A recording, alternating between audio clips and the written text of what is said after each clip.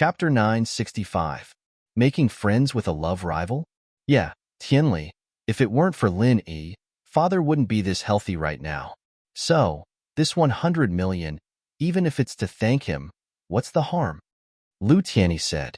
I understand. Tianli nodded. However, while House Lu was in the middle of a meeting, news came from the other side. Lin Yi didn't lose his strength, but was pretending to be weak.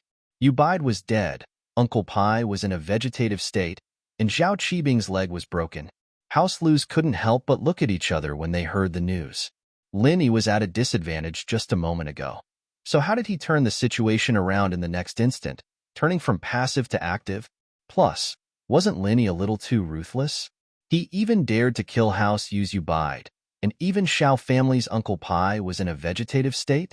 Even the hidden house Zhao Qibing's leg was broken by Lin Yi? This Lin Yi, he tricked us all. He was pretending to be weak all this time? We were worried about him for nothing. Lu Tianyi couldn't help but let out a long sigh of relief. Lin Yi was fine, so House Lu was the happiest. Lin Yi would probably remember that 100 million, and he wouldn't mistreat House Lu in the future. Indeed, I was short-sighted. Tianli sighed in self-mockery. But this Lin Yi sure is ruthless, isn't he? What he did, didn't he offend House Yu, Xiao family, and the hidden house Zhao? Wouldn't House Lu be in trouble if we get in touch with him? Lu Tianyi fell into deep thought after hearing Tianli's words. The situation was indeed complicated. Lin Yi, House Yu, and the Xiao family were mortal enemies, and this hatred couldn't be resolved. If House Lu still stood on Lin Yi's side, wouldn't that put them in a passive position? With House Lu's current strength, it wasn't appropriate for them to become enemies with House Yu and Xiao family at the same time. Jing, what do you think? Jinhu didn't make any comments. Instead, he looked at his granddaughter and asked for her opinion. I think it's time to disclose the fact that Lin Yi saved Grandpa. Lu Jinghan pondered for a moment and said, Oh. Tianli paused, not understanding the connection between these two things. His daughter's question was completely irrelevant. Tianli was the conservative type. It was okay to keep a business, but it was hard to start a business.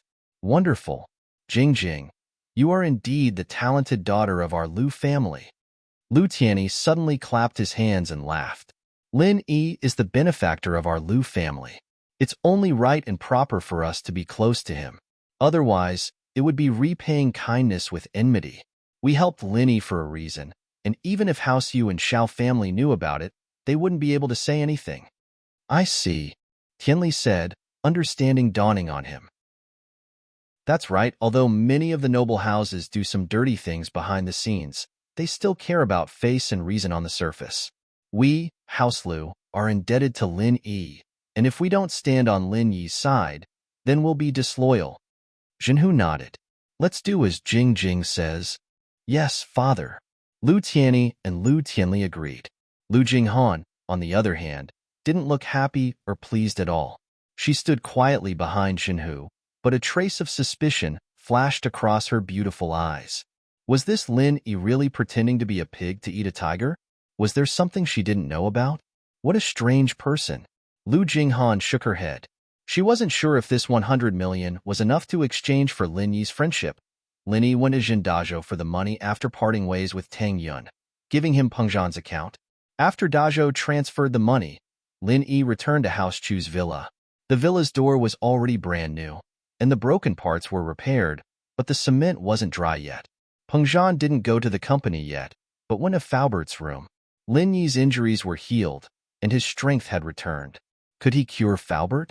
Lin Yi had lost all his strength, and Peng Zhan couldn't ask Lin Yi to cure Faubert. He could only bring Faubert with him when they were escaping, and let Lin Yi think of a way. But now, everything was in the past. Peng Zhan wanted to ask Lin Yi to see if he could cure Faubert.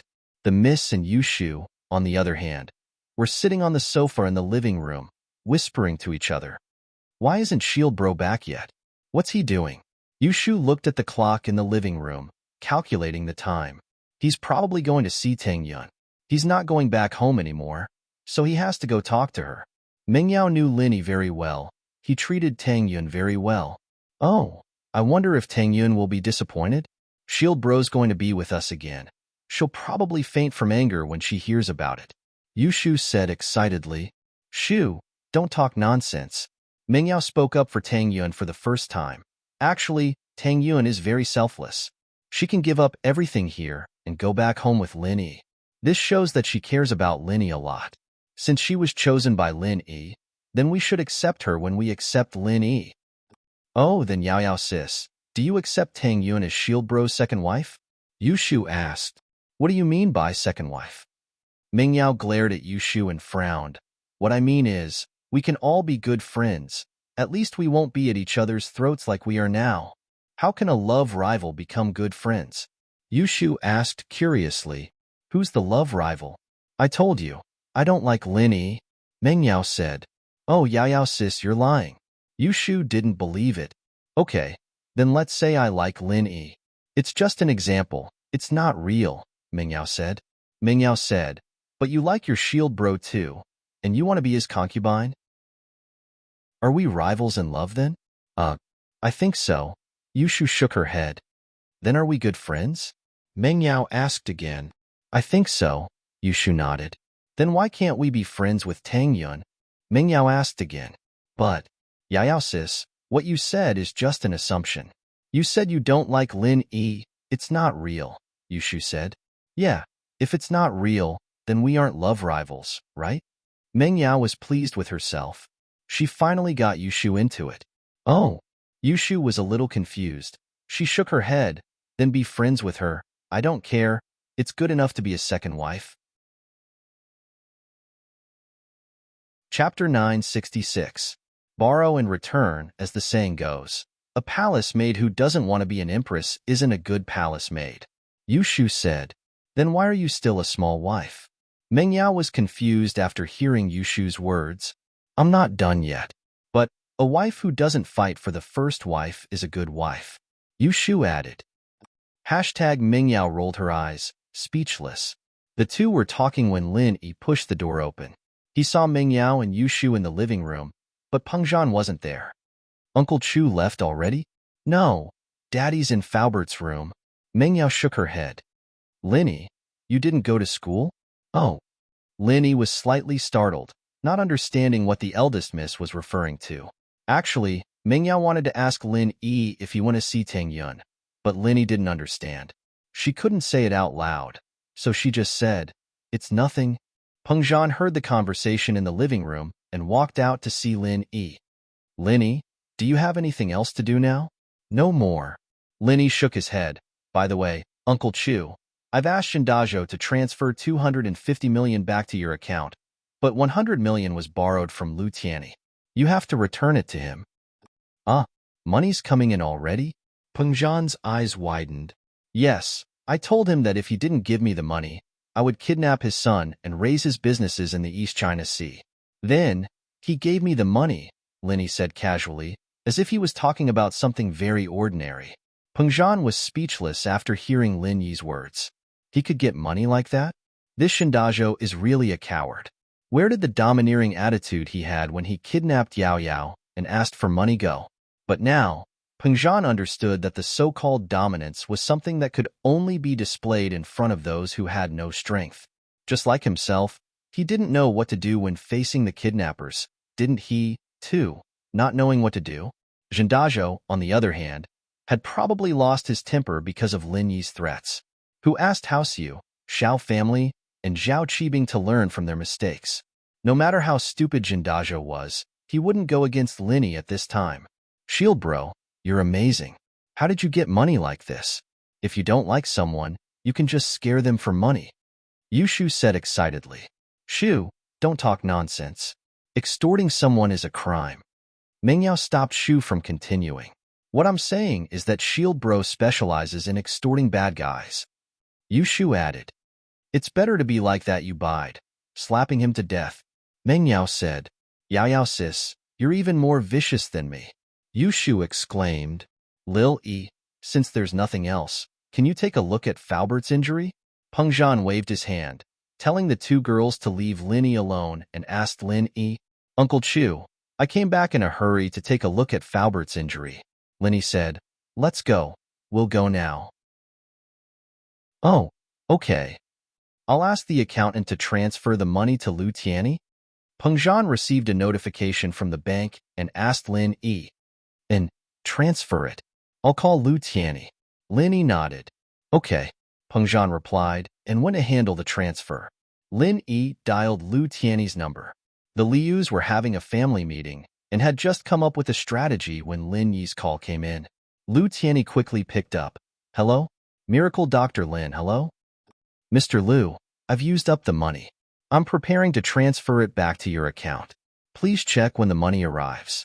Thank you for your trouble, Lin Yi said gratefully. House Lu's generosity at this time made Lin Yi look at them in a different light. His impression of Lu Tianyi improved a lot. Godly Dr. Lin, you're too kind. What's there to return? You can just take it and use it. Aren't you looking down on our Lu family by returning it? Lu Tianyi heard Lin Yi's words and felt a little disappointed. Miracle Dr. Lin, do you not see me as a friend anymore? Why would I? If we weren't friends, I wouldn't have asked Mr. Lu. Lin Yi said calmly, but there's a saying that goes, it's easy to borrow again when you've borrowed it.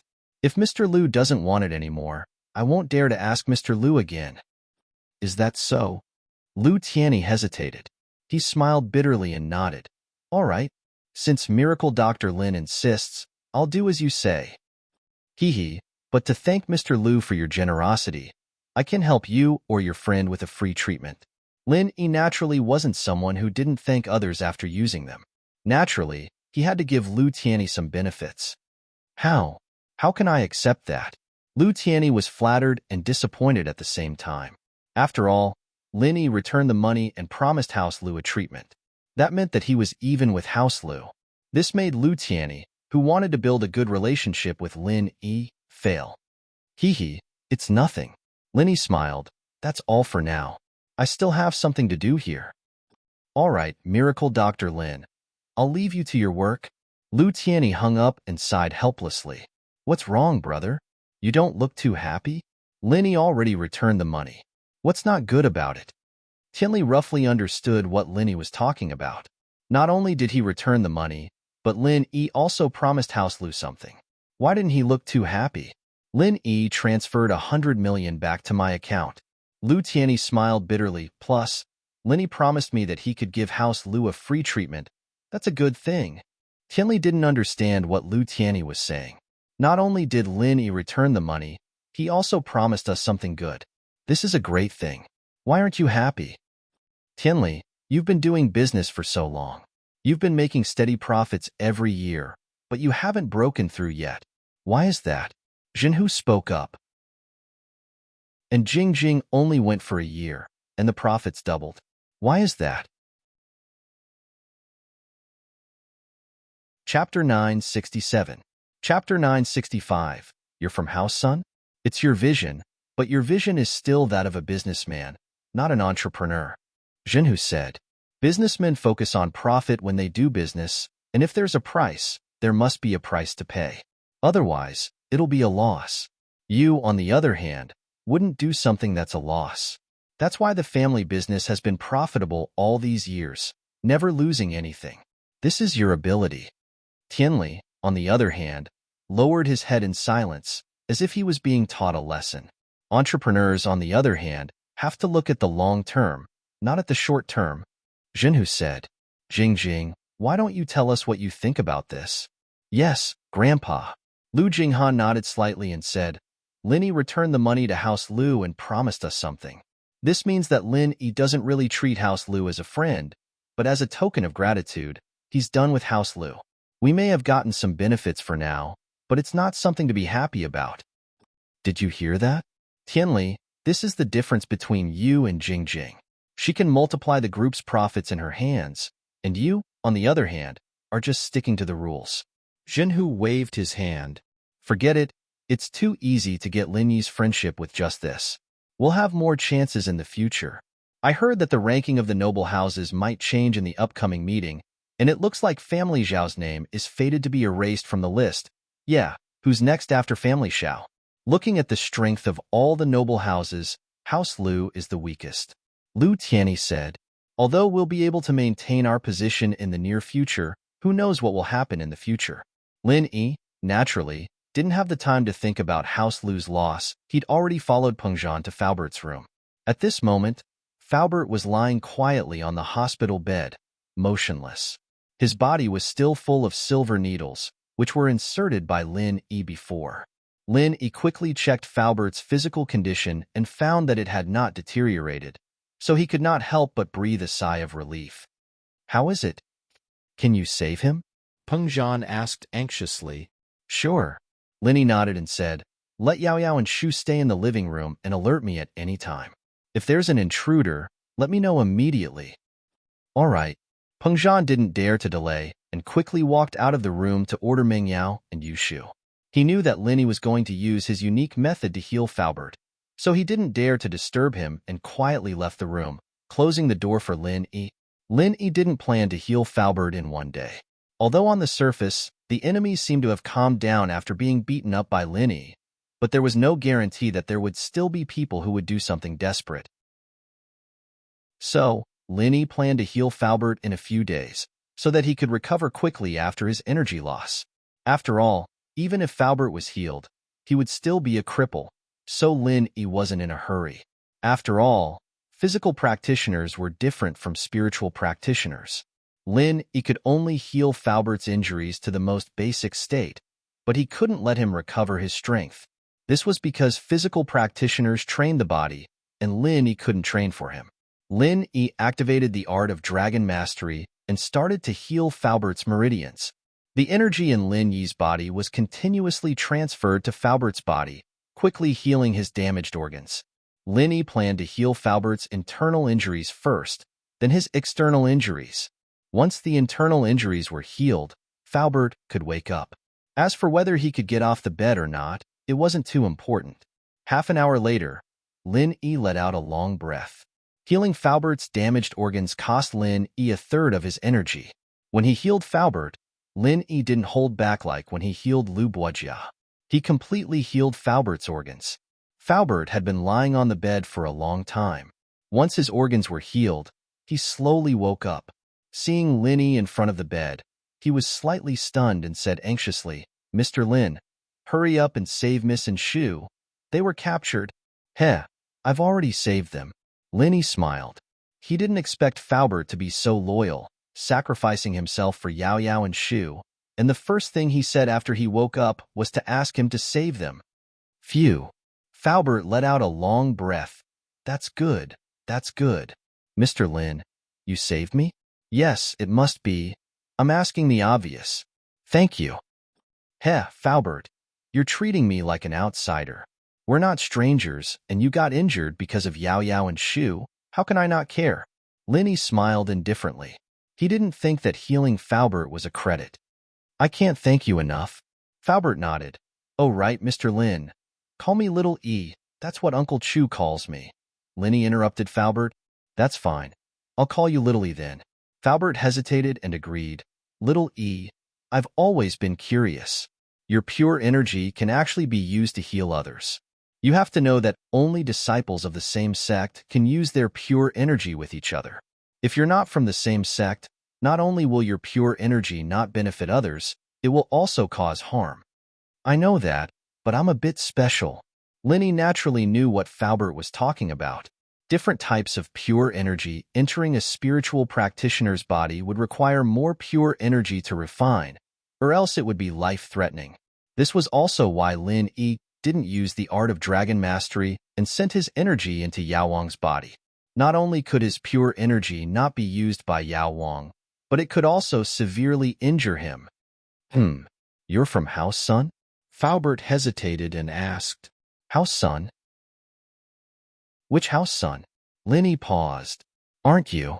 Faubert saw Lin Yi's shocked expression and knew he guessed wrong. He shook his head.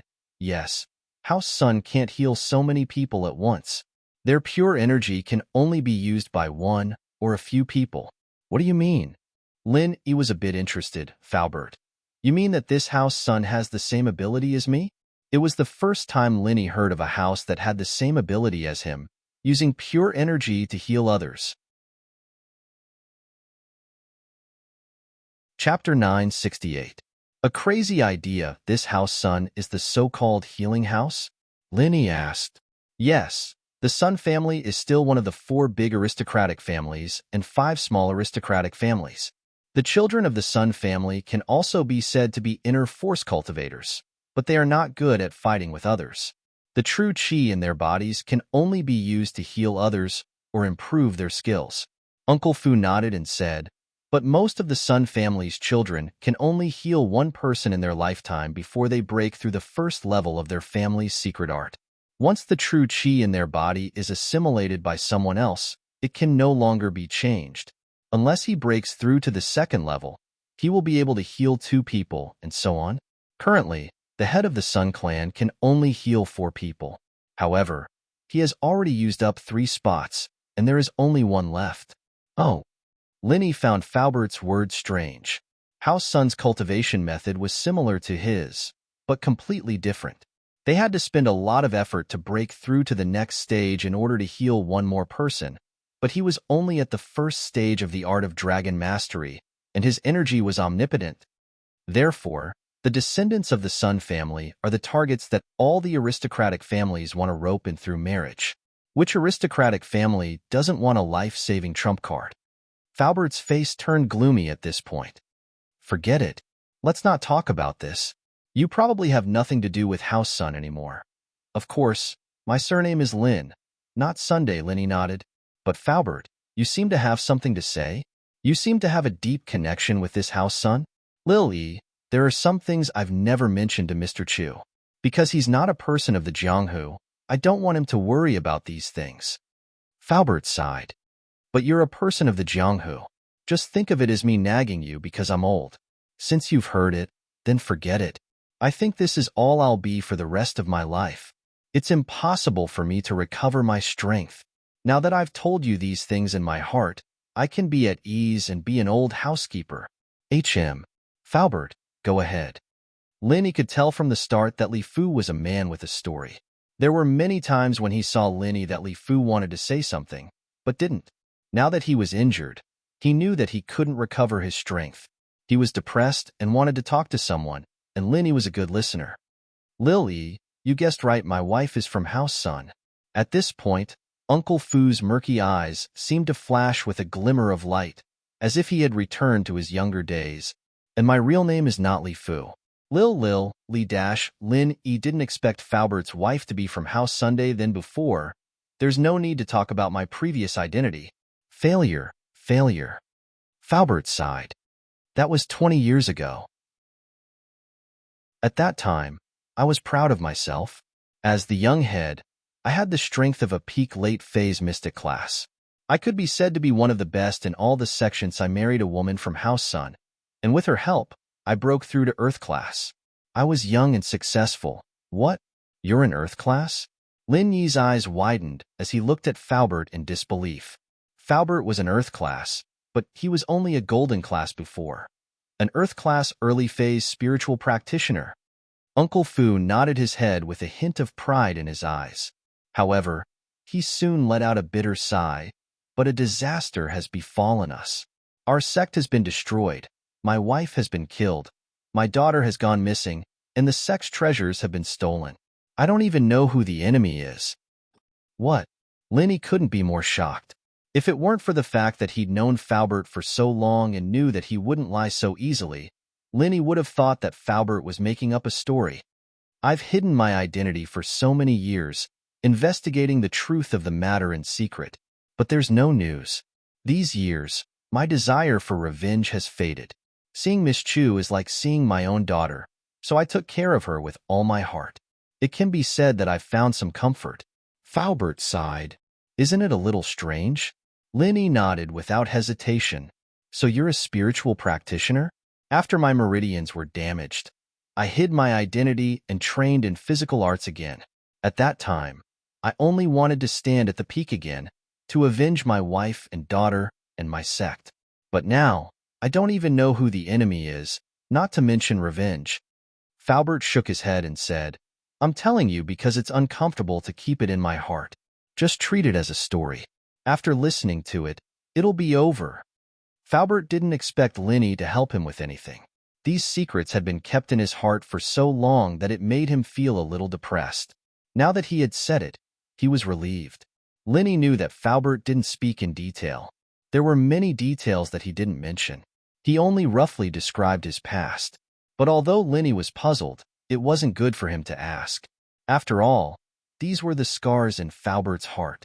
If Linny asked, it would only make Faubert more sad. If Faubert wanted to say it, he would slowly tell him the truth in the future. If Faubert didn't want to say it, then it was useless for him to ask. You used to be a spiritual practitioner? An earth class at that? A crazy idea popped up in Lin Yi's mind. Yes, Faubert nodded and smiled, but a real man doesn't boast about his past achievements. It's all in the past. I've said it all. Just treat it as a story. Faubert, if it's possible to recover your strength, do you want to try? Linny asked after thinking for a while. Recover my strength? Faubert was obviously stunned, but then he smiled bitterly. You want me to start from the beginning again? I don't have any confidence anymore. Linny, I understand that you want me to pull myself together, but I've really given up. I thought that I could have a breakthrough in my physical kung fu, but all these years, I've been stuck at the peak of the late phase of the golden class. Even if I wanted to break through to the mystic class, it's still far away. You have to know that physical and spiritual are two completely different things.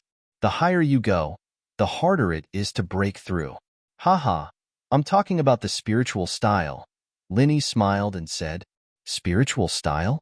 Faubert was slightly stunned, but there was a flash of surprise in his eyes.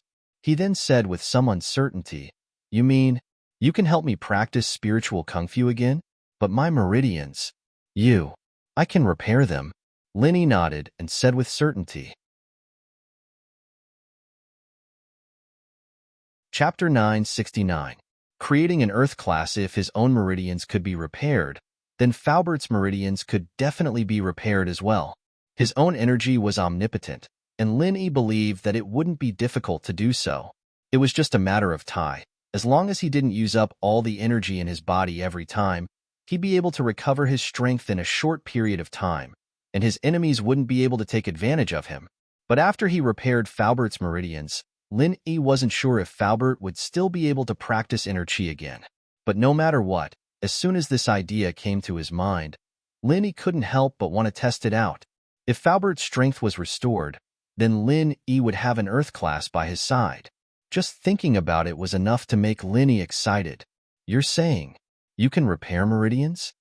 Faubert asked, a little uncertain. Yes, House Sun could do it, so you should be able to as well. Faubert, I'll use some time to help you repair your meridians. Linny nodded and said with certainty. A trace of excitement flashed through Uncle Fu's eyes, but it was quickly extinguished. Even if my meridians are healed, I don't have any chi left in my body. If I want to cultivate, I'll have to start from scratch. What's wrong with starting from scratch? Linny said. You were able to reach the early phase of an earth class 20 years ago. Isn't that because of your talent? It's not too late to start from scratch now. Of course I have talent. Uncle Fu sighed. However, my strength is the result of the accumulation of countless heavenly treasures and the help of that thing. That's why I have such unparalleled strength. But now, Linny fell silent after listening to Uncle Fu's words. He'd underestimated the situation a little too much. Yes, Faubert may have been in earth class before, but he might not be able to reach it again. One had to know that in many cases, leveling up and breaking through required luck and luck. No matter what, let's repair your meridians first. Maybe there's another way? Linny didn't want to give up. The temptation of an earth class was too great. If there really was an earth class, then Maju and the like would be nothing. Very well. Since you have such high hopes for me, how could I let you down? Uncle Fu nodded with a smile. Thinking about how I still have to protect Miss Chu, I'll continue cultivating as well. All right, we'll stop here for today. I'll come every day to help you repair your meridians and injuries until you're fully recovered. Every day? Faubert smiled bitterly in surprise. Your chi recovery is quite fast. I don't even know where you absorbed it from. You have to know that the chi in the city is thin to a certain extent. Every time you lose a lot of strength, you can recover very quickly. It's really amazing. Hee. Linny smiled and didn't explain. He couldn't tell outsiders about the Jade Space. These secrets could only be shared with the old man. Lenny couldn't trust anyone else. If you're bored and reminisce about the past, you can continue to chat with me. Okay. Faubert understood Lin Yi's meaning. He wanted to ask about the details of his past, but Faubert didn't want to tell Lenny too much. With Lin Yi's current strength, there was no need for him to know these things. It wouldn't do Lenny any good. I'll keep what happened today a secret from Uncle Chu. Lenny turned and left Faubert's room. Thank you, Faubert said seriously. It wasn't just that Lenny wanted to keep it a secret. It was that Lenny wanted to help him recover his meridians and strength. Peng Zhan, Meng Yao, and Yushu sat on the sofa anxiously, waiting for Lin Yi's news. Faubert could be said to be Peng Zhan's right-hand man. He'd been loyal to him all these years, so he cared a lot about Faubert's safety. As for Meng Yao, other than Peng Zhan, Lin Yi, and Shu, the person closest to her was Faubert. So in her heart, she prayed that Lin Yi could cure Faubert. Yushu may have been joking around all day, but in her heart, she was the most loyal fan of Shield Bro. She also cared about Faubert, but she was even more certain that Shield Bro could cure Faubert. The first rule of a mistress was to believe that her man was the best. How is it? Peng Zhan saw Lin Yi coming out and quickly walked over. Faubert is awake, but the follow-up treatment will take a few days. Lin Yi said. He's awake? That's great. Peng Zhan's face lit up. Thank you so much. Uncle Chu, you're being too polite. Lin Yi waved his hand. It's nothing. Can we see him? Peng Zhan asked. Of course. Other than the fact that Faubert can't get out of bed yet, he's very energetic. Lin Yi thought that Peng Zhan was being too careful. Faubert was just telling him a story. However, Peng Zhan was using common sense. As far as he was concerned, Faubert was like a patient who had just come down from the operating table, and Lin Yi was the surgeon. That was why Peng Zhan asked Lin Yi like other family members. The pressure on House Chu disappeared in an instant, and Peng Zhan Industries returned to normal. Even some of the higher-ups of the company didn't know what happened a few days ago, but since Peng Zhan didn't want to talk about it, they didn't ask. In short, everything was over. Songshan regained its peace. All the enemies of Peng Zhan Industries seemed to have gone into hibernation and disappeared without a trace. Even Zhao Qibing wasn't arrogant anymore. He quietly went to the slums and started a renovation project. All he could do now was to make some money from his own business. Yao Wang's body was full of needles, but he still hadn't found a solution. Although Yao Wang was a mystic class master and could sleep sitting down, these needles were like a time bomb that could make him lose all his strength at any time. Lin Yi's life returned to normal, but now, Lin Yi took over Faubert's job, becoming the Miss and Shu's driver every day. The Bentley was repaired, but Lin Yi didn't like to drive such a formal car. Lin Yi wasn't a professional driver, so he chose Meng Yao's Audi S5. However, there was one more person to pick him up, Tang Yun. Chapter 970. Spilled the beans. Meng Yao was still as cold as ever. She and Shu sat at the back of the S5, leaving the front passenger seat for Tang Yun. Only when Tang Yun got in and out of the car did Miss greet her. Although it was a little indifferent, it was less hostile. It was more like a normal friend nodding at her. Tang Yun's attitude towards Miss was strange. In the past, Meng Yao and Shu would always show hostility when they saw her. But now, it seemed like they were treating her as a normal friend. Did they look down on her and didn't see her as a competitor anymore? Or did they give up on Lin Yi? If it was the former, Tang Yun felt that she couldn't let her guard down. But if it was the latter, Tang Yun would feel strange. If they didn't like Lin Yi, then her four-person team was too strange. In fact, Tang Yun didn't understand Miss's personality. Miss was cold on the outside but warm on the inside. When she accepted someone, she would change from cold to warm. In fact, Miss's attitude towards Lin Yi was still cold, but in her heart, she treated him as a friend that couldn't be lost. Meng Yao didn't know what to say to Tang Yun. Plus, with Lin Yi here, she couldn't say anything. She wanted to try to get to know Tang Yun, but she realized that the two of them were living in two different worlds. Miss hadn't experienced Tang Yun's family before. Meng Yao didn't want to talk about her own family either. It would be like showing off in front of Tang Yun. 2 days later, Linny himself was starting to feel uncomfortable. In the car, he wanted to say something to Tang Yun, but he remembered that Miss was staring at him from behind, so he couldn't say anything to Tang Yun. Miss also didn't want to talk to Tang Yun because Tang Yun was in front. She didn't even talk to Shu. In the past, the young Miss and Shu would talk about all sorts of topics. However, the two of them were financially well off, so it was natural for them to talk about new clothing styles and cosmetics. But now, the young Miss seemed to be purposely avoiding these topics. Fortunately, after 2 days of Lin Yi's treatment, Faubert's body had recovered to its original state. It was just that he didn't have the strength of a physical practitioner, but it didn't affect his movements. The task of the full-time driver fell on Faubert again, which made Lin Yi let out a sigh of relief.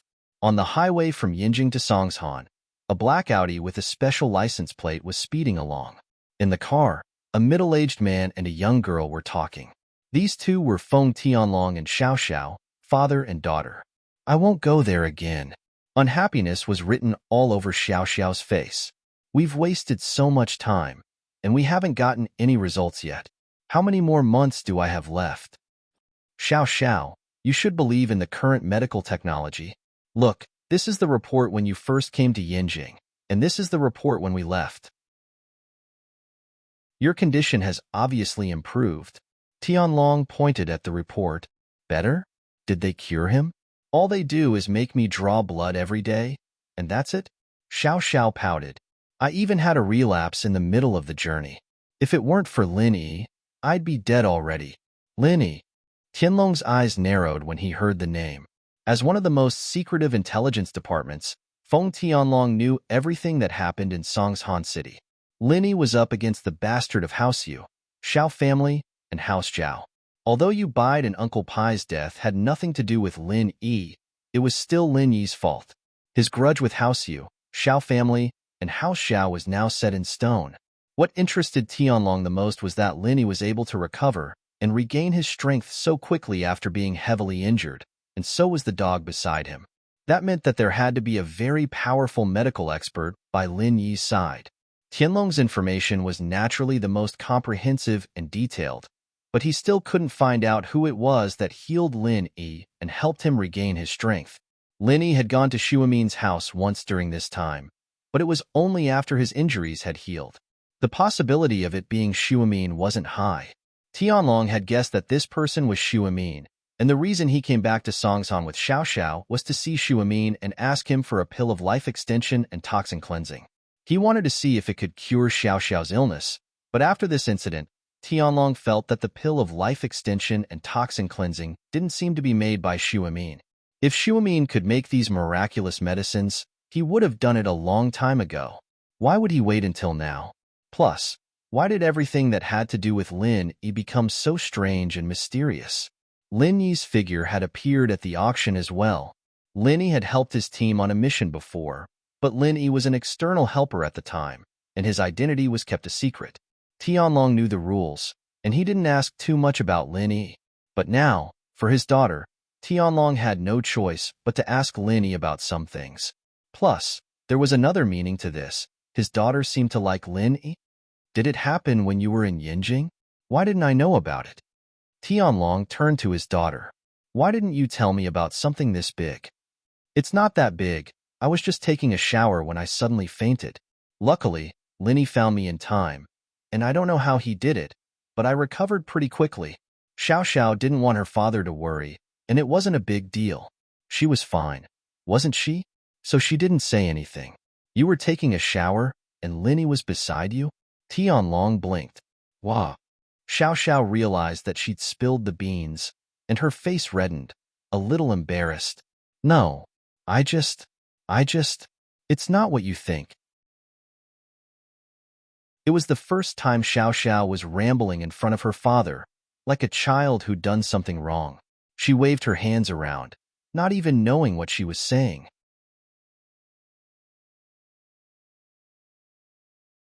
Chapter 971. Chapter 0969. Father Feng goes to Lin Yi. What are you saying? I don't understand. Xiao Xiao covered her ears, not daring to listen anymore. Her heart however, jumped. Was she going to fall in love? All this time, Xiao Xiao had been avoiding friendship and love, the two most important emotions in her life. She knew her situation, knew that she might die one day, and she was afraid of that kind of separation between friends and lovers. She didn't want to die in pain, and she didn't want others to feel the same pain and reluctance. So in her 18 years of life, friendship and love were practically non-existent. She didn't have any real friends, just a bunch of friends who played around with her. If she were to disappear one day, just like now, she'd have less contact with her racing friends, and they wouldn't purposely come looking for her. Soon enough, there would be new people joining them. Xiao Xiao felt like she was just a passerby in this world, a bystander, coming and going in a hurry. When it was the last lesson of her life, she'd leave peacefully by herself. But her father's words today opened up Xiao Xiao's sealed heart. Although she was afraid of the hurt that friendship and love would bring when they parted, she still had some expectations and desires for the ups and downs that friendship and love brought. If she had a close friend and a lover who could understand her heart, she would probably die without regrets, right? But Xiao Xiao felt that it was a little selfish of her to do that. Friendship was fine, but love? Was she going to let her lover suffer the pain of losing her? Xiao Xiao felt that it was cruel. Xiao Xiao didn't say anything about it, but she could see how much her dad had been suffering these past years. He missed her very, very much. But there was nothing he could do. He could only work his ass off to ease the pain of missing her. Sometimes, when a small thought is planted in the heart, it becomes a seed that will slowly take root and germinate in the body. In the end, it will uncontrollably become a small tree that bursts out of the soil. Xiao Xiao didn't dare think about love before. She knew that she didn't have the right to think about it, but with her father's encouragement today, her heart was starting to soften. She really wanted to be in love before she died, even if it was just a taste of love. But no, that would hurt others. Xiao Xiao liked to play pranks, but it was always within a controllable range to create some misunderstandings and trouble, especially against people she hated. She couldn't bear to do it to her lover. "Dad, do you miss Mom?" Xiao Xiao asked suddenly. "Oh." Tianlong paused, and a painful expression flashed in his eyes. "Yes, of course I will. Why are you suddenly asking about this?" "Then let me find a boyfriend. He'll miss me too. He'll be in pain." Xiao Xiao shook her head. "Plus, my child will be like me, missing his mother. I don't want them to be in pain, Xiao Xiao." Tianlong sighed.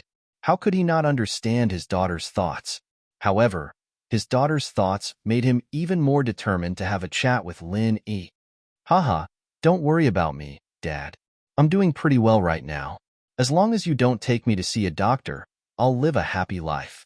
Xiao Xiao shook her head and said casually, "Xiao Xiao, tell me the truth. Do you like Lin Yi or not?" Feng Tianlong didn't answer his daughter's question. Instead, he solemnly turned his head and looked at his daughter. Xiao Xiao didn't think that her father would still harp on this question, and it was getting more and more direct. Xiao Xiao found it hard to answer. Did she like Lin Yi? Xiao Xiao didn't know. Her initial feelings towards him were just anger, and she wanted revenge. All of a sudden, Xiao Xiao thought of something. If she pretended to like Lin Yi, wouldn't she be able to have a taste of love? And if she died, Lin Yi would be sad for sure. Wouldn't she achieve her revenge on Lin Yi? Lin Yi, you pissed on me and set firecrackers on my butt. That's a huge humiliation. I've decided. I'll like you from today onwards, and when you fall deeply in love with me, I'll die. Let's see if you'll be sad or not." Of course, Xiao Xiao couldn't tell her father about this idea. She could only plan it in her heart. Now that she thought it through, Xiao Xiao couldn't be happier. She'd be able to enjoy the taste of love, and she'd be able to get her revenge on Lin Yi at the same time. It was killing two birds with one stone. Why not? "Xiao Xiao, ask him out. I want to see him." Tianlong looked at his daughter's expression and knew that his guess was correct. Even if his daughter didn't love Lin Yi, she had a good impression of him, and it seemed like their relationship was already quite close. His daughter had fainted in the middle of a shower, so she had to have been naked. What did that mean? Lin Yi was right beside her? What did that mean? Wah! Xiao Xiao jumped in shock. She looked at her father in disbelief. "You, You want me to ask him out? Yeah. Is there a problem? Tianlong smiled. Xiao Xiao, don't worry. I just want to ask him about your condition and how he saved you. You know that your condition is getting better. Maybe he can find a way to cure you? Is that so? Xiao Xiao didn't believe her father's words. Of course. Tianlong nodded. If you don't want to ask him out, I'll go talk to him myself. Don't. Don't go talk to him. I'll talk to him first. Xiao Xiao jumped, but she was puzzled. She used this trick to trick Lin Yi a few days ago. Why did her father really want to talk to Lin Yi now? She couldn't have jinxed it, could she? Did she hit the nail on the head? Xiao Xiao was a little troubled. That's good. I'll be staying in Songshan for a few days. You can bring him to our house then, Tianlong said. Okay. Xiao Xiao agreed helplessly. She told Lin Yi that her father wanted to see him, but it was just an excuse to ask him to come to the hotel. But now it became reality. Xiao Xiao was a little troubled.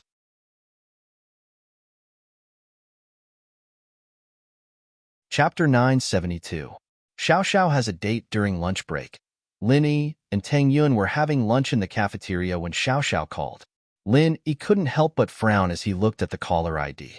To be honest, Lin Yi didn't know what this Xiao Xiao girl was thinking. He felt that she was a bit weird. A few days ago, she hated him to death, and now she liked him all of a sudden. If it weren't for the fact that Lin Yi felt that there was something going on, he would have thought that this girl was a masochist. Why aren't you picking up? Tang Yun saw that Lin Yi didn't pick up the phone right away. She asked curiously. It's Xiao Xiao, Lin Yi said. Oh. Tang Yun's face froze when she heard Xiao Xiao's name, but she still said, hurry up and pick up? What if something happened? Yeah. Lin Yi nodded and picked up. Xiao Xiao? Lin Yi, I'm back in Songshan. Where are you? Did you miss me? Xiao Xiao's voice was as bright as always, completely different from the sad Xiao Xiao when she was talking to her dad in the car. If it weren't for the fact that Xiao Xiao had an incurable disease, no one would have believed that this cheerful girl could be this sad. I'm at school, Lin Yi said. If we're classmates, then I miss you a little. Xiao Xiao was a bit displeased at Lin Yi's words. All right, classmate Lin, can you just touch a classmate's chest like that? Lin Yi jumped. This Xiao Xiao really dared to say anything. Luckily, her voice wasn't loud, and Tang Yun didn't hear it. What do you want? Didn't you promise to treat me to dinner? I'm a bit hungry now. Why didn't you come looking for me? Xiao Xiao didn't want to linger on that topic with Lin Yi. Some things were fine as long as she reminded Lin Yi once in a while. There was no point in talking too much. Now? Lin Yi frowned slightly. Yeah, I just got to Songshan. I haven't eaten yet. Xiao Xiao said. You promised me that you'd treat me to beef noodles, and I'll decide the time. All right then. Lin Yi had no choice but to agree. Lin Yi was a man of his word, and since he'd made a promise to Xiao Xiao, he'd have to keep it. Plus, Lin Yi felt like he owed Xiao Xiao a little. He didn't know what Xiao Xiao was doing, but he did touch a girl's private part. Even if only he and Xiao Xiao knew about this, if Xiao Xiao insisted on calling Lin Yi a gangster, then Lin Yi would have no choice but to accept it. After all, Lin Yi was really a little obsessed back then. He did it on purpose. Plus, Xiao Xiao had helped him a great deal in the auction, getting the Wanyankin box into his hands. I'll drive to the school gate now. You can look for me there. Xiao Xiao said. All right. Lin Yi nodded. After hanging up, Lin Yi sighed before turning to Tang Yun. I'm going out for a bit. Oh? Okay. Tang Yun nodded. She wanted to ask what Lin Yi was going to do, but it seemed like she was worried about Lin Yi and was interfering with his private affairs. Tang Yun was in a dilemma. But now, with a love rival like the miss in front of her, Tang Yun had to be careful. Xiao Xiao helped me a lot in Yanjing, and I promised to treat her to a meal. She's back now, so she called me. Tang Yun didn't ask for details, but Lin Yi still explained everything to her. Oh, of course, you should treat her to a meal. Tang Yun nodded with a smile. It's fine, go ahead. I'll eat in the cafeteria. All right, call me anytime if you need anything. Lin Yi reminded Tang Yun before leaving the cafeteria and walking towards the school gate. Lin Yi had a complicated feeling towards Xiao Xiao. To be honest, Lin Yi thought that Xiao Xiao was just a spoiled rich kid. But that time at the beach, Lin Yi realized that wasn't the case. especially after knowing that she was Tianlong's daughter. Lin Yi's feelings towards Xiao Xiao became even more complicated. To be honest, Lin Yi felt pity for this girl. She didn't have a mother since she was young, and her father was always busy outside. This was what made her like this. After knowing Xiao Xiao's background, Lin Yi understood her, and he didn't hate her as much as he did before. This is a cheerful girl full of enthusiasm for life. Only when you get close to her can you see her inner loneliness and sadness in some imperceptible details. Xiao Xiao was still driving her Audi TT. The car stopped beside Lin Yi, and she poked her head out from the driver's seat. Lin Yi, get in? Lin Yi didn't say anything. He walked over and opened the door, sitting in the front passenger seat. Hey, why the long face? Xiao Xiao was a little unhappy at Lin Yi's silence. Did I stop you from hitting on girls? I was just getting ready to eat with Tang Yun in the cafeteria, Lin Yi said. So I did. But you can hit on me. Who's prettier, me or Tang Yun? Xiao Xiao blinked her big eyes and turned to Lin Yi. Tang Yun, Lin Yi said. Xiao Xiao's smile turned frosty as she glared at Lin Yi. Don't you know how to coax people? Can't you say something nice? Can't you even lie to me? Fine, you're prettier, Lin Yi said. Boring. Let's go eat. Xiao Xiao looked at Lin Yi's face that said I'm lying, and her interest waned. Why couldn't she seduce Lin Yi? Why was she so much worse than Tang Yun? Xiao Xiao started the car, but didn't go very far. She parked the car in front of a beef noodle restaurant nearby. Lin Yi paused.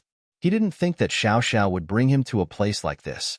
The prices here weren't high, and when Xiao Xiao asked him to treat her to a meal, Lin Yi thought that she was going to rip him off like how she ripped off Wu Qinan. Lin Yi and Xiao Xiao went into the noodle house and found a table for two. Can the two of you wait for a moment? I'll order for you right away. The waiter was standing in front of a table with a mother and daughter, ordering for them. All right, we'll take a look at the menu first. Lin Yi nodded nonchalantly and picked up the menu.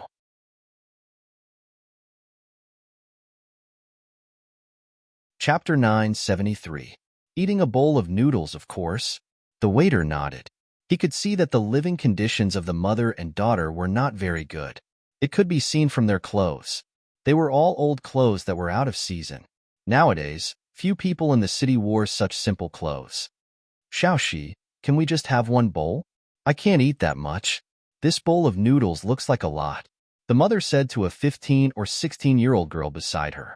She knew that her mother was reluctant to part with the money, but the doctor said that her mother was about to die.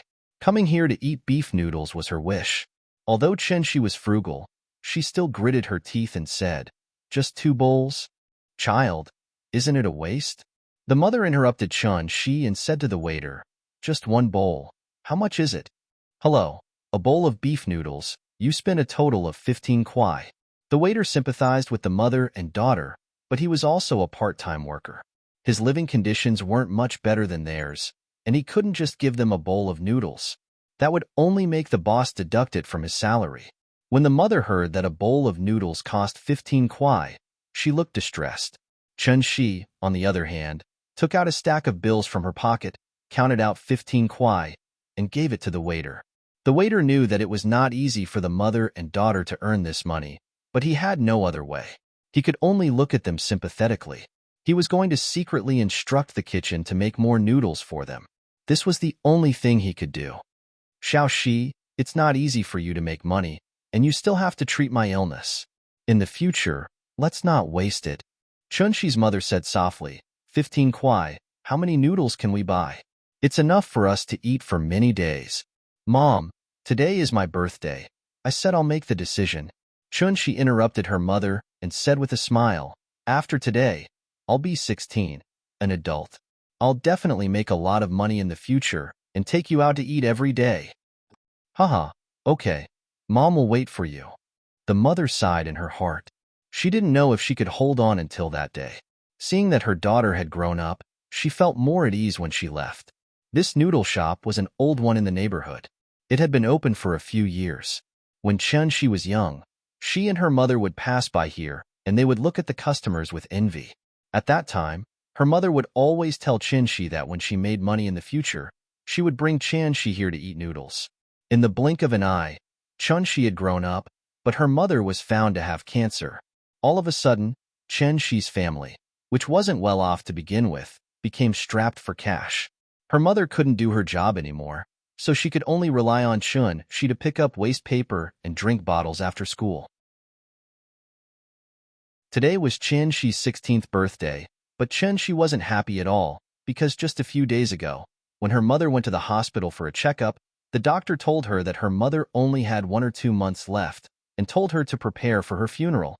Chen Shi was stunned. Although she had expected this day to come, she didn't think it would come so soon. "Mom, are you leaving already?" Chen Shi was very sad, but she was afraid that her mother would suspect, so she had to pretend to be happy. Using birthday as an excuse, Chen Shi brought her mother to the noodle shop. In her mother's eyes, Chen Shi was still a child's willfulness, but Chen Shi knew that if she didn't bring her mother to eat noodles now, her mother might not be able to eat noodles here for the rest of her life. So Chen Shi spent a few nights, came home 2 hours late every day, took a bus to the beach to pick up drink bottles, and finally saved up 30 yuan. The goal was to eat beef noodles with her mother. She had already asked for the price in advance, 15 yuan a bowl. Although it was expensive for her, she felt it was worth it. Lin Yi's gaze swept across Chen Shi and her mother, and finally stopped on Chen Shi's mother.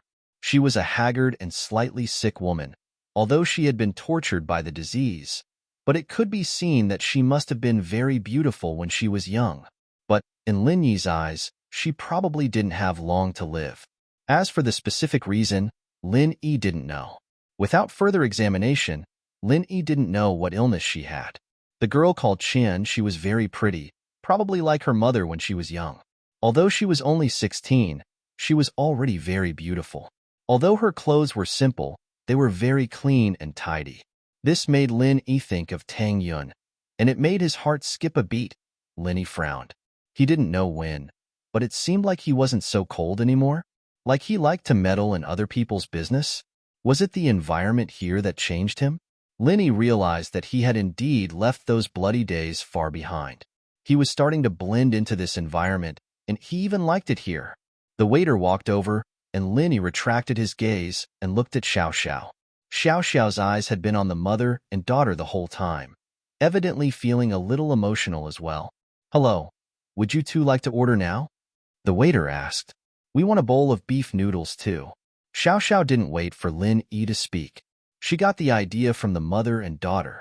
Eating a bowl of noodles with Lin Yi would help improve their relationship. "Oh, okay." The waiter paused and nodded.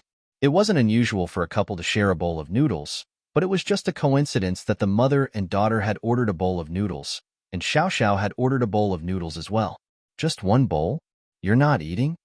Lin Yi frowned as he looked at Xiao Xiao. "Of course I'm eating." Xiao Xiao almost exploded after hearing Lin Yi's words. "You're treating me to noodles, all right? You're asking me if I'm eating?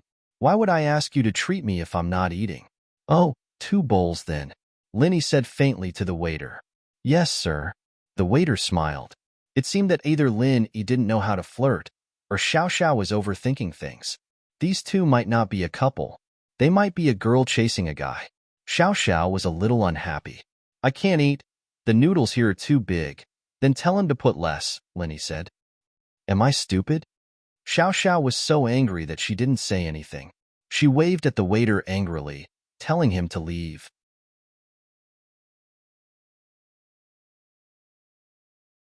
Chapter 974. Not much time after a while, the mother and daughter's beef noodles were served. The noodles in the bowl were piled high, and there was a shocking amount of beef on top. "Please enjoy your meal."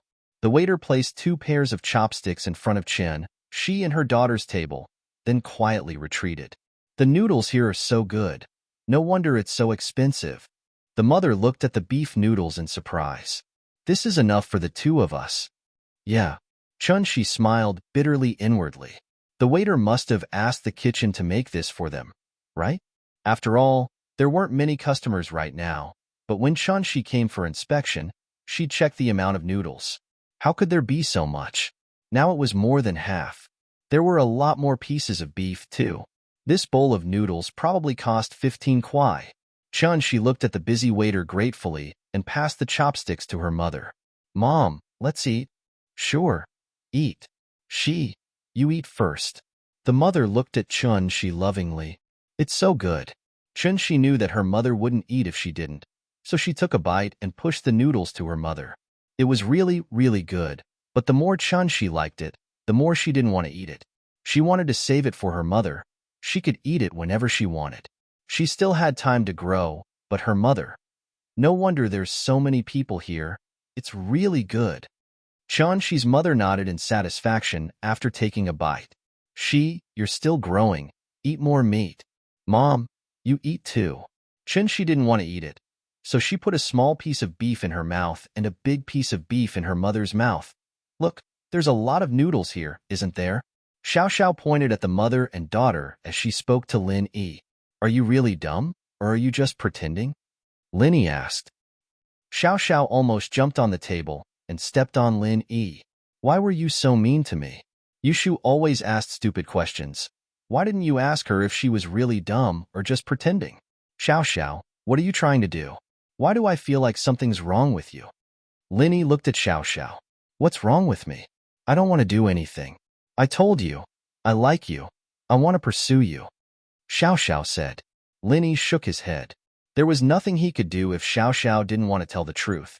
On the other side, Chun-Shi was still sharing the same bowl of noodles with her mother. Her mother's eyes were still filled with love, and she kept telling Chun-Shi to eat more.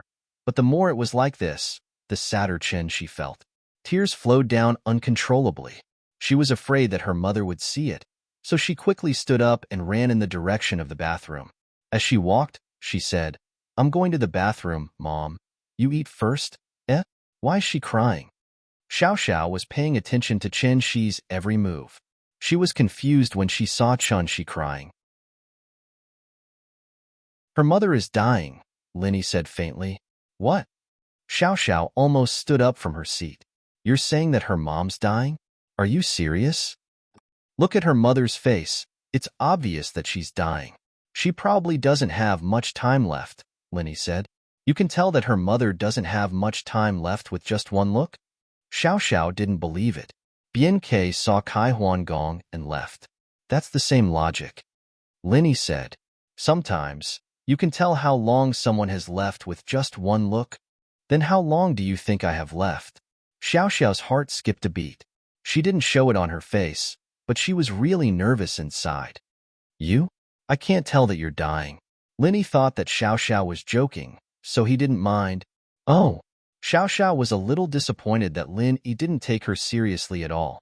At that moment, Lin Yi and Xiao Xiao's beef noodles were served as well, but the difference was like heaven and earth compared to Chun-Shi's.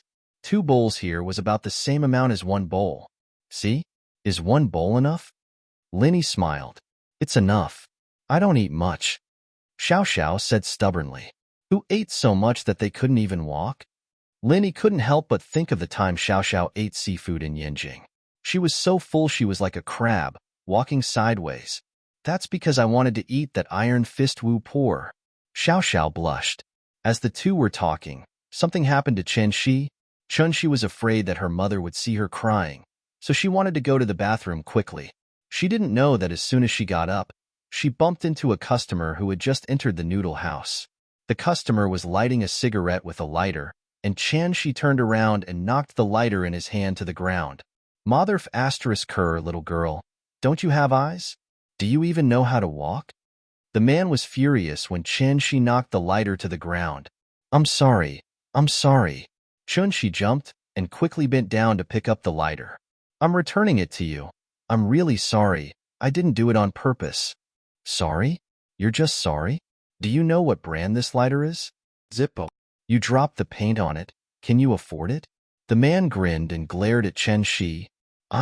Chun-Shi didn't think that she would get into trouble just by turning around. She didn't know if the man was telling the truth, but she was in the wrong. She lowered her head. I'm sorry. Cut the bullshit. Hurry up and pay up. The man slammed the table, and with a bang, the beef noodles in front of Chun-Shi's mother hit the ground. It shattered, and the soup and noodles spilled all over the floor. Chun-Shi didn't think that this man would be so unreasonable.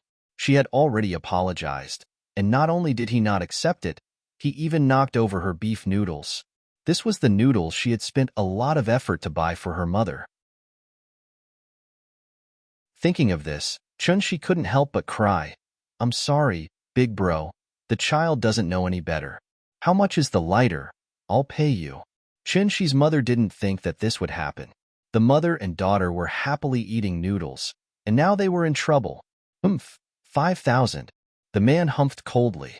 Hurry up and pay up, or I'll call the police and sue her for deliberately destroying other people's property.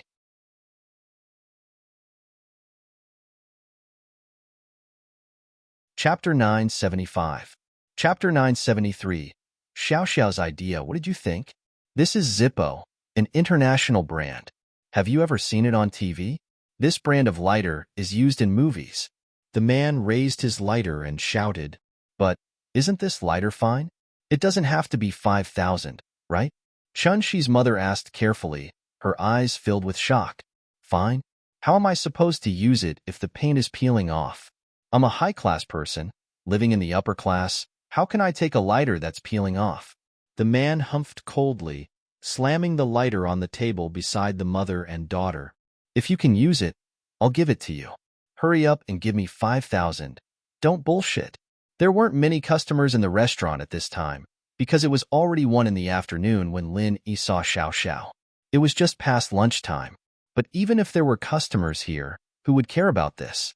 The waiter of the beef noodle shop, although he didn't like the man and sympathized with Chun-Shi and her mother, he also knew that disputes between customers had nothing to do with their shop.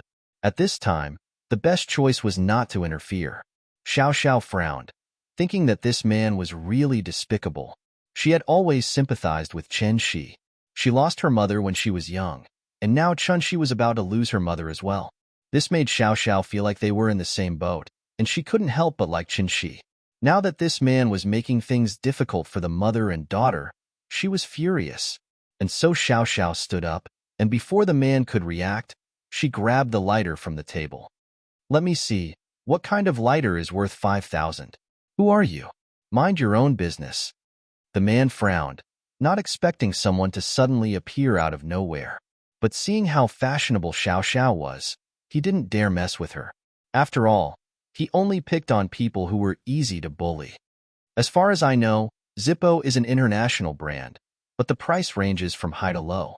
The cheapest one is only a few dozen kuai, and yours? Xiao Xiao picked up the man's lighter and looked at it before saying faintly, this is a Zipk, not a Zippo. It's a knockoff, not even worth a few dozen kuai. Nonsense. The man's face reddened at Xiao Xiao's words, and his embarrassment turned into anger as he reached out to grab the lighter from Xiao Xiao's hand. But who was Xiao Xiao? He was the weakest of the big 4 young thugs. How could she be afraid of someone who dared to set off firecrackers on Lin Yi's butt? He casually lit the lighter. As a result, when the man grabbed it, the lighter burned his hand and ignited his sleeve. F***CKME. The man started waving his arms around, finally putting out the fire on his sleeves. His eyes were filled with rage, and he'd lost his mind. He raised his hand, wanting to slap Xiao Xiao. At this moment, Xiao Xiao jumped in fright.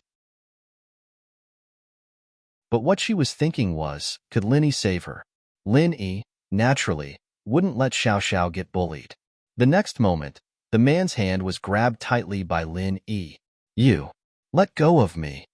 The man was a bit scared after being grabbed by Lin Yi. The pain in his hand told him that Lin Yi wasn't someone to be messed with. He was someone who bullied the weak and feared the strong. And it was only because Chun-Shi was dressed like a country bumpkin that he thought she was easy to bully. But now, Lin Yi clearly wasn't someone to be messed with. He was a little scared. Do you know who I am? I'm very familiar with Guangbro in the North District. Don't mind your own business. Who's Guangbro? Lin Yi paused. Zhouruoguang Guangbro. The man thought that Lin Yi didn't know, so he added, he's the boss of the North District. Zhouruoguang. Why does that name sound so familiar? Xiao Xiao interrupted. The moment Lin Yi made his move, Xiao Xiao felt a bit of sweetness in her heart. Lin Yi still cared about her. He still cared about her. His attitude towards her was a bit cold, but if something really happened to her, he wouldn't just stand by and watch. Oh, just an idiot, Lin Yi said. He has a retarded brother called Zhouruoming. You know him? Oh, Zhou Ruoming, I thought he knew someone strong. Xiao Xiao let out a breath of relief when she heard that it was Zhou Ruoming's brother. Ugh. The man didn't know what to do. He thought that he'd bring up someone strong and Lin Yi would give in. But he didn't expect Lin Yi to know someone.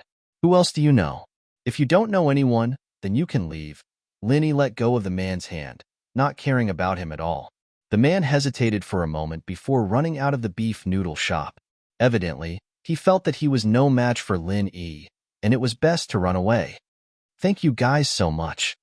Chen Shi's mother thought that she'd have to pay a huge debt before she died, and in her moment of despair, someone stood up for her and her daughter. Luckily, these two were knowledgeable and saw through the man's scam, and they even managed to scare him away. Otherwise, the mother and daughter wouldn't know what to do. Thank you, big bro, big sis. Chen Shi wiped her tears and bowed politely to Lin Yi and Xiao Xiao. It's nothing, Xiao Xiao said. Just be careful next time. Okay. Chen Shi nodded gratefully, but when she saw the broken beef noodles on the floor, she couldn't help but feel pained. She turned to her mother. Mom, can we get another bowl? No, we've already tasted it. We know how it tastes. Don't waste money. Chen Shi's mother, naturally, didn't want her daughter to spend more money. I haven't touched this bowl yet. I can't eat it anymore. You guys can have it. Xiao Xiao rolled her eyes and gave her bowl of beef noodles to the mother and daughter. That's not okay. Chen Shi's mother paused and quickly rejected. I want to share a bowl with him, Auntie. Didn't you hear it? Xiao Xiao whispered in Chen Shi's mother's ear. Just do me a favor, okay? Chen Shi's mother did hear that Xiao Xiao wanted to share a bowl of noodles with Lin Yi, so she didn't suspect anything when Xiao Xiao said this. But she couldn't say yes, and she couldn't say no either. If she said yes, she'd be taking something from them for free, but if she didn't say yes, they'd already asked for a favor, and they'd just done her a huge favor. How could she say no?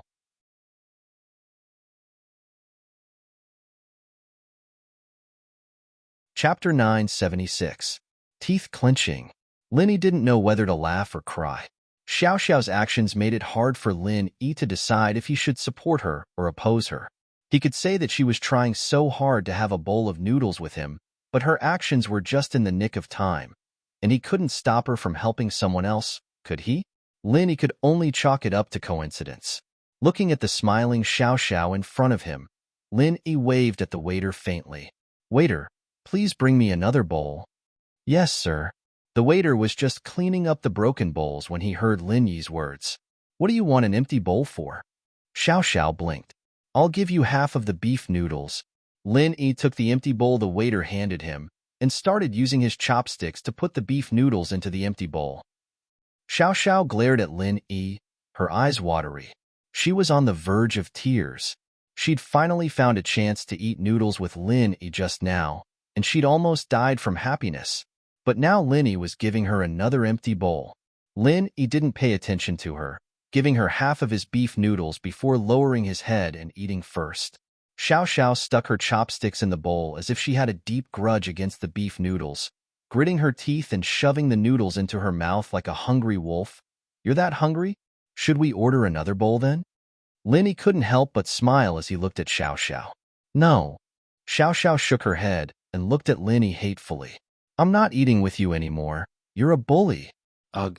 Lin Yi felt a little uncomfortable as he looked at Xiao Xiao. Lin Yi felt that it was normal for Xiao Xiao to threaten him, but now it was as if Xiao Xiao had really been wronged. It made Lin Yi's heart ache, and he wanted to say something before sighing softly.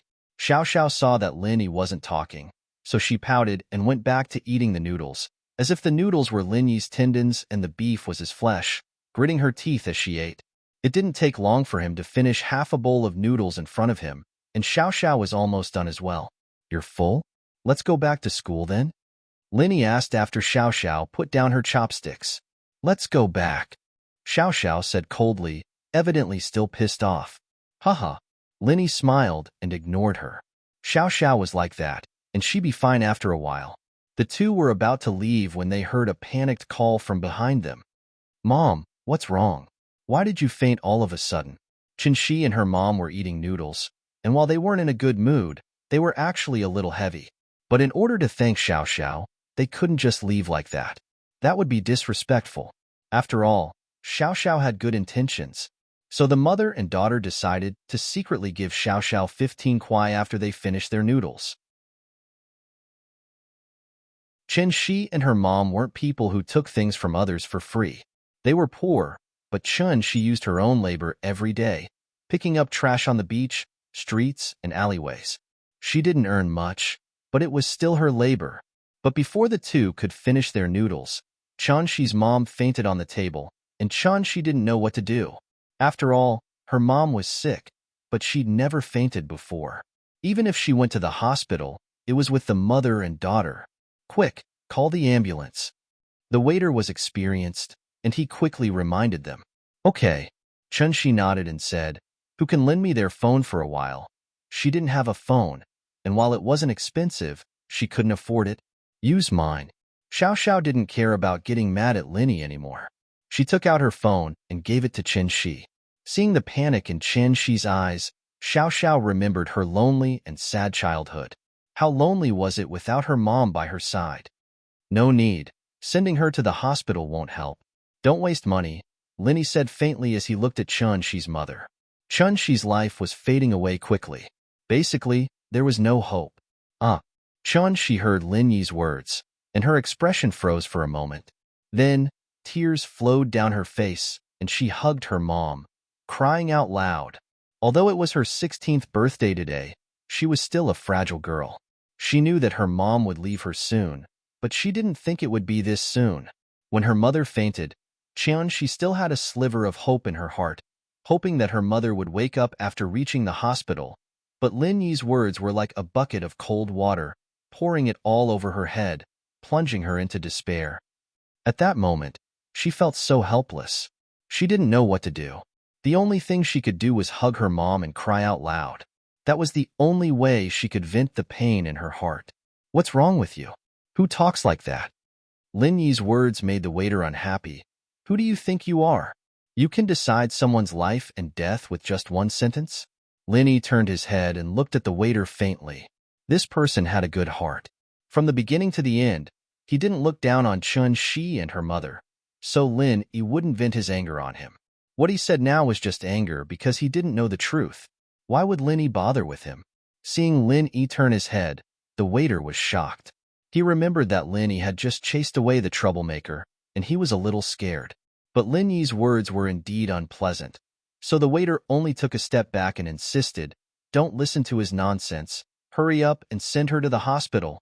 I'll call the ambulance right now." Lin Yi? Is there really no hope for her? After Lin Yi saved her last time, Xiao Xiao knew that Lin Yi knew medicine, so she couldn't help but believe Lin Yi's words. At that moment, Lin Yi's hand was already on Chen Shi's wrist. He didn't explain much to the waiter and only said to Xiao Xiao, "Terminal liver cancer. What do you think the hospital can do?" Xiao Xiao's face froze. Cancer, one of the incurable diseases of the century.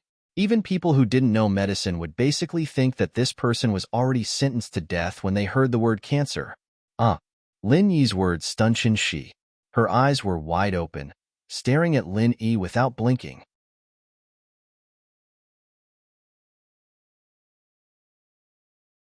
Chapter 977. No matter what, but only Chen Shi knew that Lin Yi wasn't just talking nonsense. She was shocked because Lin Yi was able to identify her mother's illness as soon as he opened his mouth, and it was accurate to the late stage of liver cancer. She had brought her mother to see both Eastern and Western medicine before, and she had seen this method of diagnosis, but she had never seen someone like Lin Yi, who could accurately identify the illness in just a few seconds. In an instant, Chen Shi understood that this big brother who helped her before was a miracle doctor. If he could identify her mother's illness, could he save her? You can save my mother, right? If you can identify my mother's illness, then there must be a way.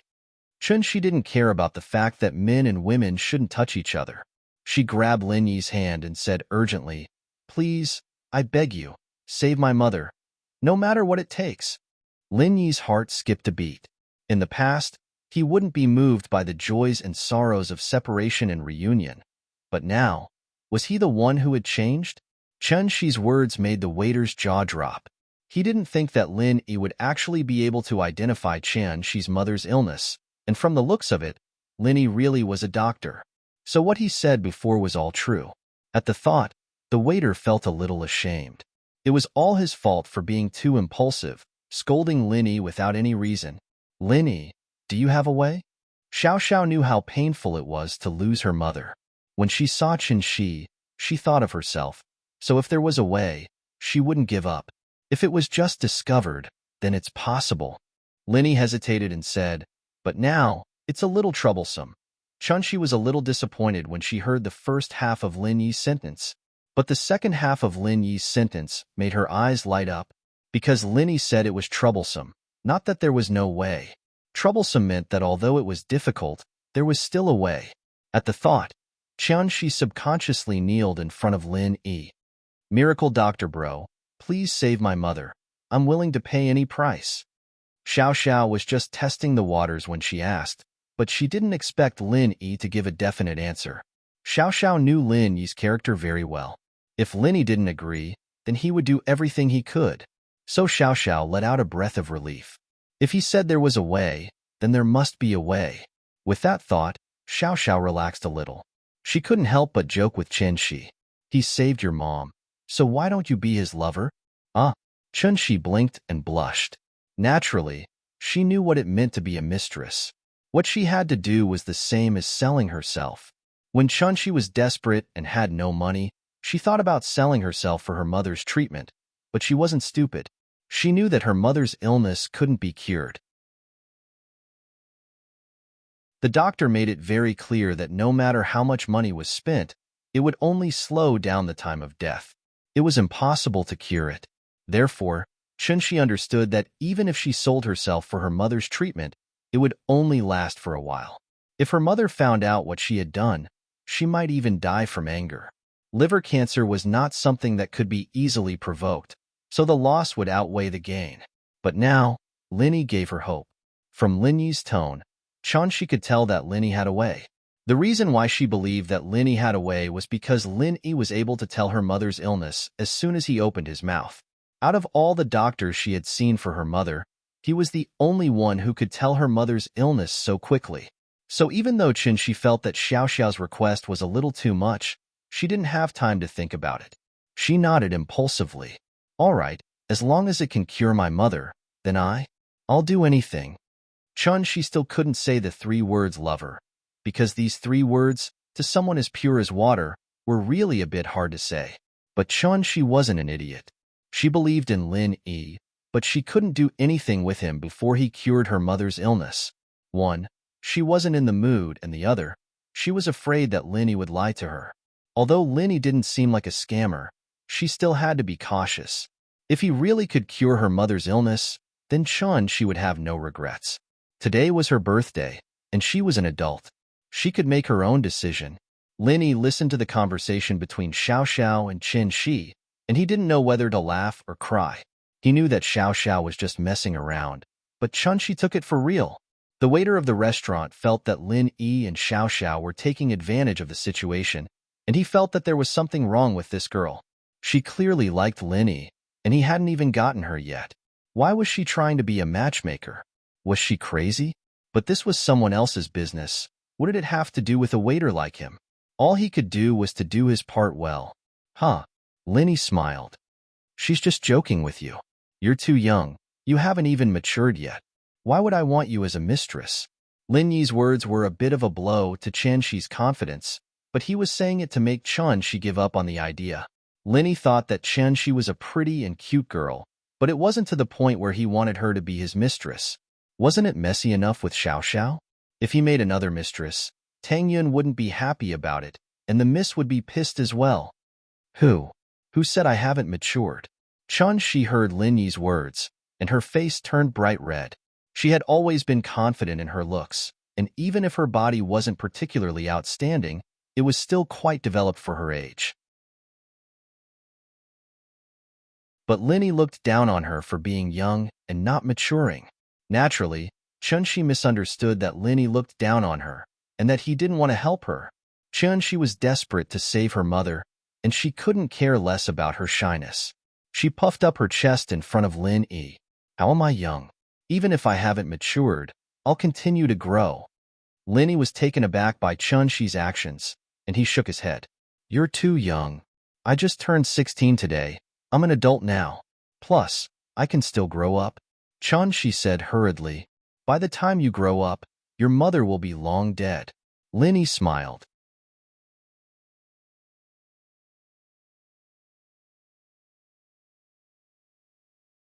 Chapter 978. Brother Miracle Doctor, all right? You don't have to do anything. Lin Yi shrugged. Let go of me first. I'll take a look at your mother. Oh, okay. Chen Shi realized that she was still holding onto Lin Yi's hand. It was the first time she held the hand of a man of the opposite sex. She couldn't help but blush. Thinking of what she said before, she was even more shy. What did he mean when he said that he didn't have to do anything? Did he not want her to be his lover? Or did he mean that he was going to save her mother and didn't want her to intervene? Chen Shi didn't know, but Lin Yi was already busy. Lin Yi took out the silver needle box and took out the silver needles from it. He quickly inserted a few needles into Mother Chen's body. Don't you need to disinfect? Although Chen Shi believed in Lin Yi, she also knew that if the silver needles weren't disinfected, there might be a bacterial infection. It's already been disinfected, Lin Yi said faintly, but he didn't explain how he disinfected it. When Lin Yi used the silver needles without alcohol or other disinfectants, he would use his own qi to disinfect the silver needles.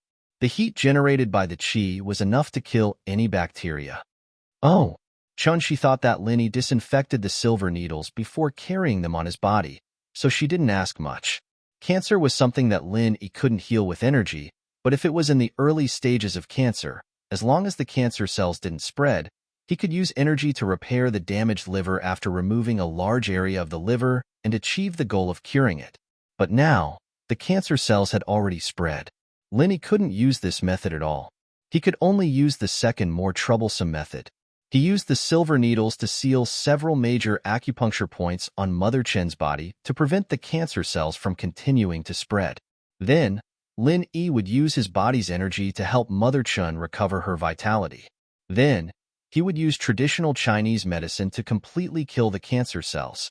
In the world, there were many precedents of traditional Chinese medicine curing cancer.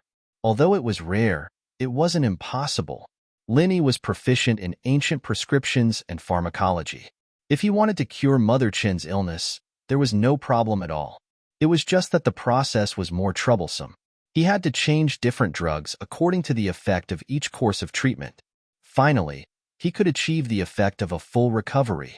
The duration of this process varied from person to person. It could be very fast, or it could take years.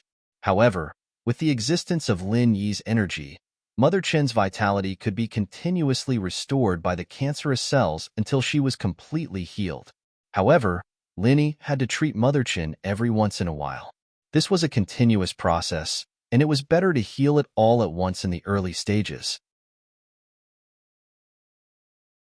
Lin Yi activated the art of dragon mastery and began to transfer energy to Mrs. Chen. Chun Shi, Xiao Xiao, and the waiter all held their breaths as they looked at Lin Yi. They didn't know what effect these silver needles would have, but when they saw Lin Yi's professional technique, they were full of trust in Lin Yi. What happened to me? Mother Chen woke up. She touched her forehead and woke up in a daze.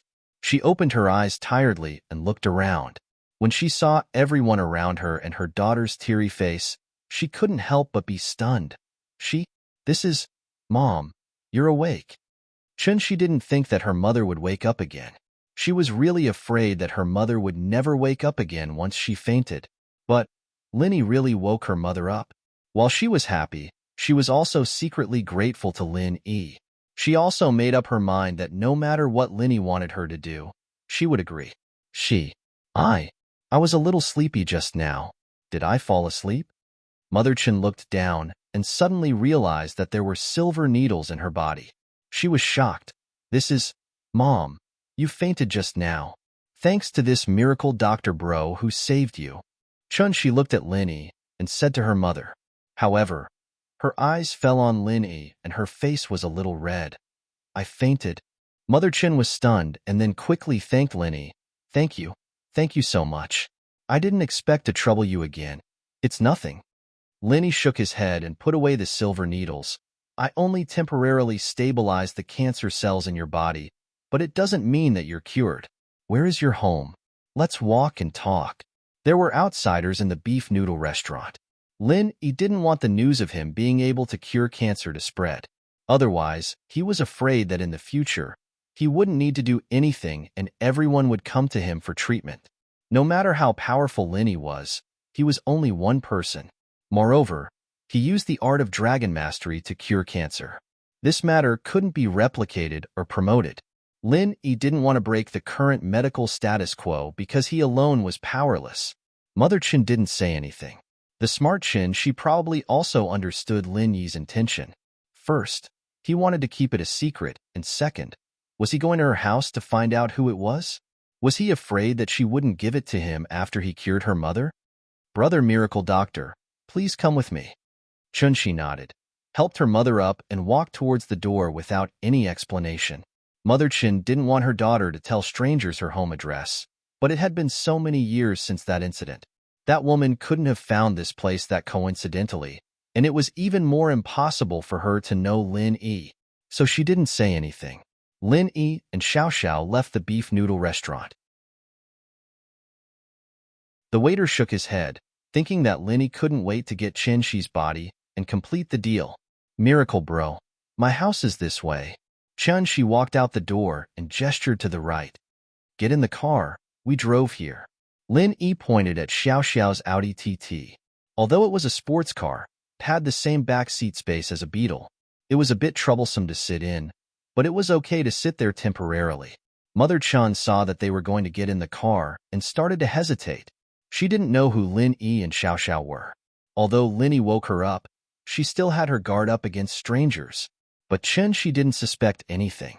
She nodded and pulled her mother to get in the car. She saw the miracle happen with her own eyes. Lin Yi used his medical skills to wake her mother up, so Chen Shi trusted Lin Yi unconditionally. Mother Chen saw her daughter's insistence, and the two young men in front of her helped her family twice. She really didn't want to say anything in front of them. Mother Chen hesitated and followed Chen Shi into the car.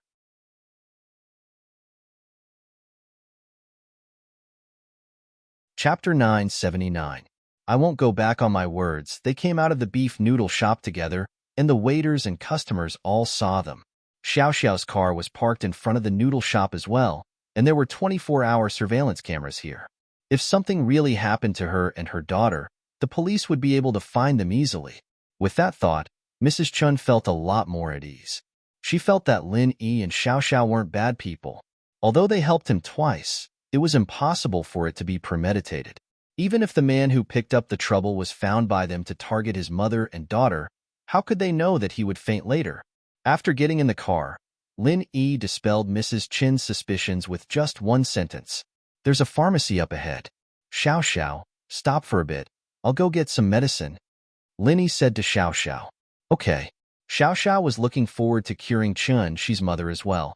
So when Lin Yi said that, she agreed without thinking and stopped the car in front of the pharmacy. I'll go buy medicine with you, Chun Shi said quickly when she saw Lin Yi get out of the car. How could she let Lin Yi spend money to buy medicine? She was already very grateful that he was treating her mother, so she planned to spend the money herself. No need, you don't have enough money, Lin Yi said faintly. If you want to pay me back, you can do it later. Since Lin Yi had decided to help, he would help her to the end. Chun Shi didn't have enough money to buy medicine, but if she insisted on paying him back in the future, Lin Yi wouldn't reject her. But Lin Yi's words made Chun Shi misunderstand. She heard Lin Yi's words and thought that Lin Yi wanted her to pay him back in other ways, so she blushed again. She didn't insist on getting out of the car, but said firmly, Okay, I'll pay you back slowly. Huh. Lin Yi didn't think that Chun Shi would think so much. Without much thought, he got out of the car. He didn't let Chun Shi get off the car with him. First, Chun Shi didn't have enough money, and second, Lin Yi didn't want the formula to be leaked. He didn't have enough trust in a stranger like Chen Shi. Although the prescription would change according to each person, if Lin Yi's prescription fell into the hands of a medical expert, it would be a valuable asset. Lin Yi did not have the habit of giving benefits to others for free. When Lin Yi entered the pharmacy, He didn't need to write down a prescription. He directly bought some medicinal ingredients and then used the pharmacy's equipment to grind all the medicinal ingredients into powder. Then, he divided them into several small packages and packed them. The reason why he chose this kind of small private pharmacy was that the boss and the waiters here were the same. They didn't keep a record of the medicine they sold and directly gave it to Lin Yi. This kind of private pharmacy usually checked the inventory manually every once in a while and then replenished the stock. There was no sales software. Soon, Lin Yi came out of the pharmacy and returned to the car. He handed a bag of Chinese medicine to Chen Shi and said, "One bag in the morning, afternoon, and evening. Take it with boiled water. In the first few days, it will be accompanied by strong diarrhea. After that, the symptoms will gradually reduce. At first, the feces will be black and smelly. Later, the color will become lighter and closer to normal. When it is completely normal, you can stop the medicine and then immediately contact me for the next course of treatment. These medicine bags can only be more." Lin Yi quickly explained the method of taking the medicine and the possible symptoms to Chen Shi and Mother Chen. Okay. Chen Shi carefully remembered every word that Lin Yi said, for fear of missing something. After she understood, she quickly nodded and said, "I'll remember it. Where is your house? I'll send you back. I still have things to do," Lin Yi said and didn't say anything else. "It's in front, that neighborhood." Chen Shi pointed to a neighborhood that looked very old not far away. Xiao Xiao turned the car and drove into the district. This was probably a family compound of some company or unit. The height of the buildings were different, and the specifications were different. Evidently, they were built at different times. This kind of situation was completely different from those districts that were built with a unified plan. "Which building?" Xiao Xiao asked. "It's the one in front." Chen Shi pointed at a red brick building that looked the most broken. "It's there, Unit 3, Room 402. We won't go up. When the symptoms disappear, or when your mom faints again, call me." Lin Yi didn't have any intention of going up as a guest. He just gave Chen Shi a phone number. "Okay, thank you, Miracle Doctor Bro." Chen Shi quickly remembered Lin Yi's number. She had a complicated feeling in her heart. Lin Yi didn't make any unreasonable demands on her. She let out a sigh of relief. It seemed like he wanted to wait until her mom was completely cured before he wanted her. But if he did that, would he be afraid that she would regret it later and not treat her mom with care? With that thought, Chen Shi waited for her mom to get out of the car. Then, she leaned down and whispered to Lin Yi, who was about to get into the car, "I won't regret the conditions from before." Lin Yi paused. He understood what Chen Shi was talking about. He wanted to explain, but Chen Shi stood up straight and stood next to her mom. Lin Yi didn't say anything else. He just shook his head. "Sir, thank you." Mother Chen looked at Lin Yi gratefully. She had 1,000 words in her heart, but she couldn't express them at that moment. After she got sick, she went to many hospitals. Most of the doctors told her honestly that with her financial situation, she should give up treatment. If she wanted treatment, it would cost a lot of money. But Lin Yi treated her for free. He even said that he could cure her. This made Mother Chen happy, but at the same time, her heart was filled with deep regret. Before, she was still on guard, afraid that Lin Yi had ulterior motives. But when he came here, he didn't even go upstairs. What was he planning? Lin Yi glanced at Mother Chen but didn't say anything. He only said to Xiao Xiao, "Let's go." "Oh, okay." Xiao Xiao didn't think that after helping Chen Shi and her mother, Lin Yi's attitude was still so cold. She couldn't help but feel bored.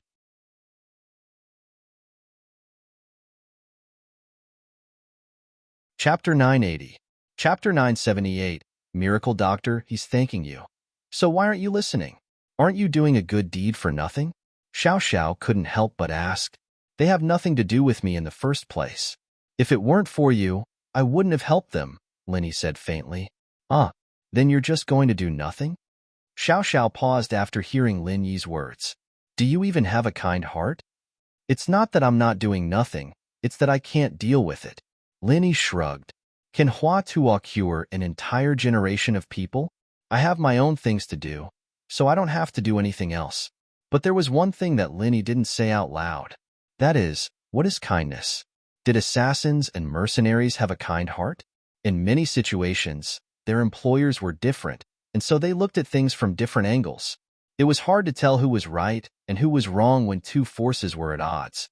Just like in North Africa, many of Lin Yi's enemies were working for their employers. How could they tell who was right and who was wrong? How could there be a kind heart in that place? Kindness to the enemy was cruelty to oneself. But after returning to the bustling city, Lin Yi had to admit that he had really changed. His sense of good and evil had become more and more obvious. He was becoming more and more like a normal person. Lin Yi didn't know if this was good or bad, but what happened today might just be the beginning. Lin Yi said that he didn't care, but Lin Yi had decided to do it all the way in his heart. It was hard to explain the changes in one's mentality sometimes. Oh, Xiao Xiao was a little disappointed at Lin Yi's words, but she was also a little happy. Did Lin Yi help her today? Did that mean that she had a place in his heart now? Did her hard work bear fruit? Was this a sign that Lin Yi had fallen in love with her? I helped you today, so we don't owe each other anything. I hope you won't threaten me with the photos in the future. Xiao Xiao's happiness didn't last long before Lin Yi poured a bucket of cold water on her. Xiao Xiao's happiness disappeared in an instant. Fine, fine. What's the big deal? Xiao Xiao humphed, pissed off. You're just scared that I'll show it to Tang Yun, right? I won't let her see it. Seeing Lin Yi and Xiao Xiao's car leave, Mrs. Chun was a little surprised. She could tell that Lin Yi helped her, but his attitude was a little cold. She didn't understand. Lin Yi was doing a good deed, but why didn't he have the attitude of a good deed? She shook her head, temporarily getting rid of those unrealistic thoughts, and then changed to a smiling face to her mother. Mom, we met a good person and also a miracle doctor. Brother Miracle Doctor said he can cure your illness. You can finally recover. Haha, I hope so. Mrs. Chin didn't expect her illness to be cured. She was older, and she had more experience than Chen Shi.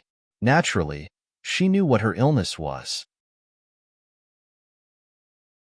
Even the private doctors of that man's house wouldn't be able to cure cancer, let alone normal doctors, right? She and her daughter, on the other hand, met a random person who could cure their cancer. Their mother and daughter's luck aside, this person's medical skills were too amazing. How could they meet someone like this so easily? However, Mother Chin also knew that she didn't have long to live. Seeing that her daughter was so happy, she had no choice but to try. This medicine couldn't cure her illness. No matter how bad it was, she would just die from eating it. She was going to die anyway, so why not give it a try? She could give her daughter hope and make her happy. She held her mother's hand and went upstairs happily. They bumped into Grandpa Zhu, who was picking up trash from next door. Grandpa Zhu, are you going to the beach tonight? Shi smiled and greeted Grandpa Zhu. Grandpa Zhu was a lonely old man who lived next door to Shi and her daughter. During the day, he collected trash to make a living, and at night, he would go to some seaside beaches and other bustling areas to collect some drink bottles and waste paper shells. Since Shi's mother got sick, Grandpa Zhu took Shi to collect trash, and he didn't want any of the things he picked up, just to help Shi. Shi was very grateful, and she once proposed to give half of the money from selling the trash to Grandpa Zhu. But Grandpa Zhu said that he lived alone, and the money he earned from collecting trash every day was enough for his living expenses. The extra money was useless, and Mother Chin's medical treatment was more important. Grandpa Zhu even took out his savings over the years and gave it to Shi to take her mother to see a doctor. Shi and her daughter and Grandpa Zhu were old neighbors. More than 10 years ago, Grandpa Zhu moved next door when Mother Chin moved in for half a year. They lived together for more than 10 years, and Grandpa Zhu also took good care of Shi and her daughter. Go, Xiao Shi, come find me after school, let's go together. Grandpa Zhu's face showed a kind smile. The wrinkles were piled together, and the eyes looking at Shi were full of love. Okay, Shi nodded. She was very happy today. Her mother's illness was finally cured. However, although her mother's illness was cured, she still had to continue to go to the beach to collect drink bottles, because her mother's illness would take a long time to recover, and the family's living expenses would fall on her. Huh, Xiao Chun, you look good today? Grandpa Zhu looked at Mother Chun and was stunned. Then he said with a smile, Hee hee, is that so? Mother Chin didn't expect her complexion to change. Grandpa Zhu, my mother's illness will be cured soon. Chun-Shi said happily. What? Cured? Grandpa Zhu's face changed slightly. Then he said without leaving a trace, cancer can be cured? Xiao-Shi, don't be fooled by those wandering doctors, right?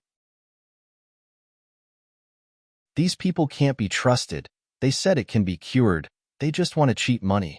He doesn't want money. Chun-Shi thought of Lin A, and her heart couldn't help but warm up. My mother and I met a miracle doctor brother today. He treated my mother for free. Miracle doctor? Grandpa Zhu frowned. What miracle doctor? Anyway, he's not a scammer, Grandpa Zhu. You don't have to worry, you go ahead. I'll tell you tonight. Chun-Shi said with a smile. Okay, then I'll go collect the trash first. I haven't opened for business yet. Grandpa Zhu nodded. You tell me tonight. Don't be cheated. Okay. Chun-Shi also wanted to share her happiness with Grandpa Zhu.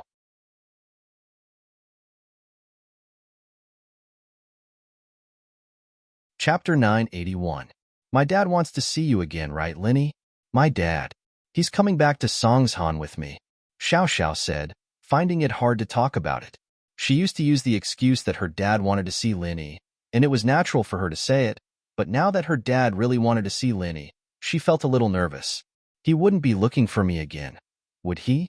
Linny remembered that Tianlong wanted to see him, and Linny didn't suspect that Xiao was lying. After all, Linny knew Tianlong, and from Linny's perspective, Tianlong would definitely come looking for him if he knew about his relationship with his daughter.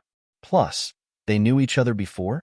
But Linny heard from Xiao that Tianlong had something to do at work, and so Linny didn't wait any longer. He knew the nature of Tianlong's work, and it could be a day, 10 days, half a month, or even a year and a half. Linny didn't have the time to wait. Plus, the miss was in trouble. Yeah, I'll be looking for you again. Xiao nodded, but didn't see any special expression on Linny's face. She was a little confused. Hey, why aren't you scared at all? My dad knows about our relationship. Oh, Linny replied faintly. What do we have to do with each other? I've shown him the picture. What do you think our relationship is? Xiao asked back. Huh. Linny only smiled, not saying much. He believed that Tianlong knew Xiao's personality, and so some things could be easily explained by Linny. After all, he'd worked with Tianlong before, and Tianlong knew him. If there really was something going on with Xiao, he wouldn't deny it. Can't you be a little nervous? Xiao felt a sense of defeat. Other boyfriends would be nervous when meeting the girl's parents for the first time, but Linny didn't care at all. This meant that he didn't care about her at all. Xiao was a little depressed. She waved her fist. Love had not succeeded yet, and she still needed to work hard. She didn't believe that with her beauty, Linny wouldn't take the bait. Humph. No matter how cunning a fox is, it can't escape from a hunter who has been pestering it 24/7. When will we meet? Linny asked. I don't know. If you agree, I'll call my dad. He'll contact you. Xiao said. Okay, then ask him to set a time. I will pay him a visit. Linny nodded. Xiao's return didn't cause too much of a commotion. She was a 12th grader, and it was normal for people to come and go. Some of the boarding students returned to their original schools, and some of the repeaters came here to study. Some of the hopeless students had already found their own way out, and some of the rich kids didn't need to worry about their future at all. They skipped classes to pass the time, and Zhou Ruoming was one of them. Linny separated with Xiao after returning to school. He went to find Tang Yun.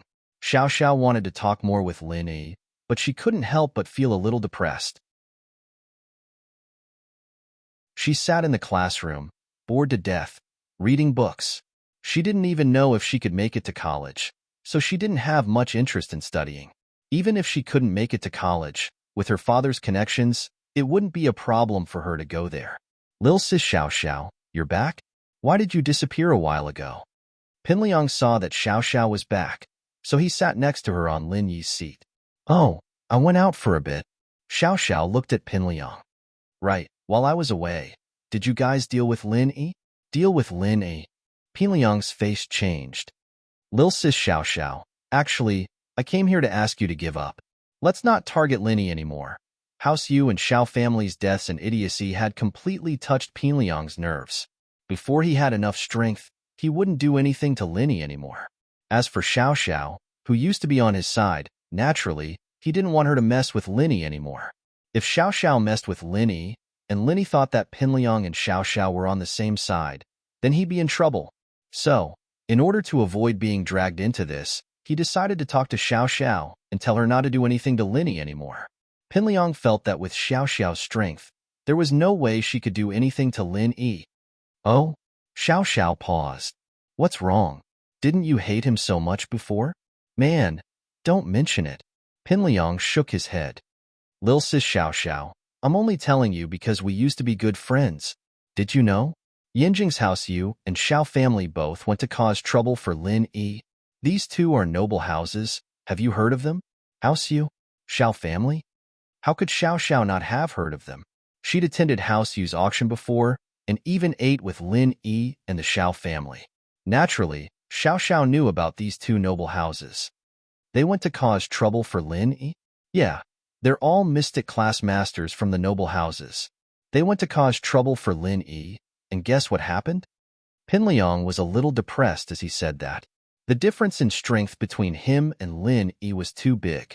Thank goodness he didn't push Lin Yi too far, or he wouldn't live to see the day Zhang Naipeo left the mountain. How was it? Xiao Xiao's heart tightened for no reason. Why was she worried about Lin Yi? Wasn't she the one who wanted revenge the most? Now that there were two big houses helping her get revenge on Lin Yi, how could she not be happy? No, the one Lin Yi offended was her, and if he wanted revenge, she had to do it herself. No one else could. Xiao Xiao gave herself a reason. One of House Yu's dead, and the Xiao family's in a vegetative state. Pinliang sighed.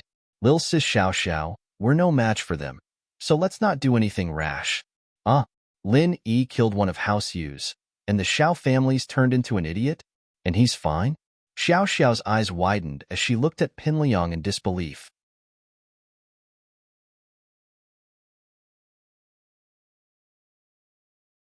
Chapter 982. What are you looking at? But Xiao Xiao didn't know. She knew what noble houses like House Yu and Xiao family signified. They were very powerful forces. How did Lin Yi mess with them? Plus, Lin Yi managed to kill one of them and injure the other? Nope. House Yu and Xiao family both stopped at the same time. Maybe they're scared of him? Pinliang's information was limited. He knew that those forces were very powerful, but he didn't know why House Yu and Xiao family didn't do anything after that. Oh. Xiao Xiao nodded. She decided that she would ask her father if he knew anything about this when she got home. That's why, Lil sis Xiao Xiao, let's not mess with Lin Yi. I'm doing this for your own good. Pinliang said. All right, I got it. I won't mess with him. Xiao Xiao didn't really care. She did mess with him, so what if he killed her? He couldn't do anything about it. He still had to protect her when she was in danger? Humph. It seemed like Lin Yi didn't see her as an enemy. Her hard work paid off. All right, you keep it in mind then. Pinliang saw that Xiao Xiao wasn't paying attention, so he didn't say anything else.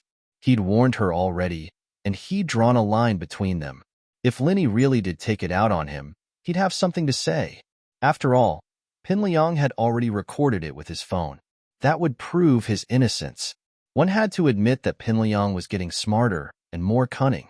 Lin Yi texted Tang Yun, telling her to meet under the shade of a tree in the school field. Lin Yi waited there quietly. Tang Yun wasn't there yet when Lin Yi's phone rang. Hello? It was an unknown number, but Lin Yi could roughly guess who it was. Other than Xiao Xiao's father, it couldn't be anyone else. Hello, is this Lin Yi? I'm Feng Tianlong. Lin Yi's guess was right. It was Feng Tianlong. Uncle. Feng, hello. Lin Yi didn't know how to address Tianlong. Should he treat him as an equal or as a junior? In the past, when they were in a team, Tianlong was the captain and Lin Yi was the vice captain. They were on equal footing, but now, Lin Yi thought of Xiao Xiao. Tianlong wasn't an idiot. Seeing Lin Yi's hesitation, he understood what he was thinking. He couldn't help but smile. You're my daughter's classmate, so calling me uncle isn't a bad thing, is it? Haha, of course. Lin Yi smiled. Lin Yi, Tianlong smiled. Yes, I do. Do you have time, Lin Yi? Tianlong joked. So your name is Lin Yi. I'm not used to it. I used to call you Eagle, business, or private. Lin Yi was slightly taken aback. Tianlong bringing up the past made Lin Yi a little confused as to why Tianlong was looking for him. Private, Tianlong said with certainty. If it's business, I'm afraid it's not me contacting you. It's Director Xia himself. It's about Xiao Xiao? Lin Yi couldn't help but smile bitterly. It seemed that Tianlong was really looking for him because of Xiao Xiao. Did he really think that he had that kind of relationship with Xiao Xiao? That's right, Tianlong said. It's about Xiao Xiao. Uncle Feng, there's something I need to explain. Xiao Xiao and I aren't in the kind of relationship you think. Lin Yi felt that he needed to make it clear first. Otherwise, it might cause a bigger misunderstanding. What's the relationship? Feng, Tianlong smiled. Let me finish first? All right, go ahead, Uncle Feng. Lin Yi nodded. Lin Yi, I'm looking for you because of Xiao Xiao. As for your relationship with her, I know it like the back of my hand. Did you forget what I do? Tianlong said. Huh, I forgot. Lin Yi laughed at himself. It's only been 2 months since I left that life, and I'm not used to it anymore. Tianlong had a large number of spies under him. It wasn't hard for him to know what was going on in the school. As for his relationship with Xiao Xiao, he didn't need to explain anything at all. Tianlong knew it all too well. Do you have time? Let's meet up? Tianlong asked. Now? Lin Yi didn't have a problem, but Tang Yun was coming soon. It seemed like he had to stand her up again. Now, I'm staying at Pengzhan Business Hotel, room 1209. You can come find me directly. Tianlong said. Can you bring your girlfriend with you? Bring my girlfriend? Lin Yi paused. He didn't understand Tianlong's intentions. Her name is Tang Yun, right? I want to meet her too, Tianlong said. I have something to tell her. That. Okay. Lin Yi didn't understand why Tianlong was looking for Tang Yun, but he trusted Tianlong, so he agreed. There was no other reason. Tianlong was Lin Yi's comrade in the past. He was someone he could trust his back. So, Lin Yi believed that Tianlong wouldn't harm him, and he must have his own reasons for asking Tang Yun to come with him. Then I'll wait for you. It's been a long time since we last met in Yinjing, but we didn't have time to catch up. I really miss you, Ing. You actually appeared in Songshan's first school. I'm really curious about what you've been through. Feng Tianlong laughed as he reminisced about the past. That's all in the past. Tang Yun doesn't know about my past, Lin Yi said. Oh, I understand. Then I won't mention those things. Tianlong paused and immediately said. When Lin Yi hung up the phone, he saw Tang Yun running towards him. Lin Yi realized that the little bunny in front of Tang Yun's chest was getting bigger. Her school uniform was a size too small. Did you wait long? With the teacher here, I can't skip class. I only came out after class, Tang Yun said apologetically as she fixed her hair that had fallen down from running. I just got here too. I got a phone call and you're here. Lin Yi's eyes were on Tang Yun's chest. He wanted to touch it.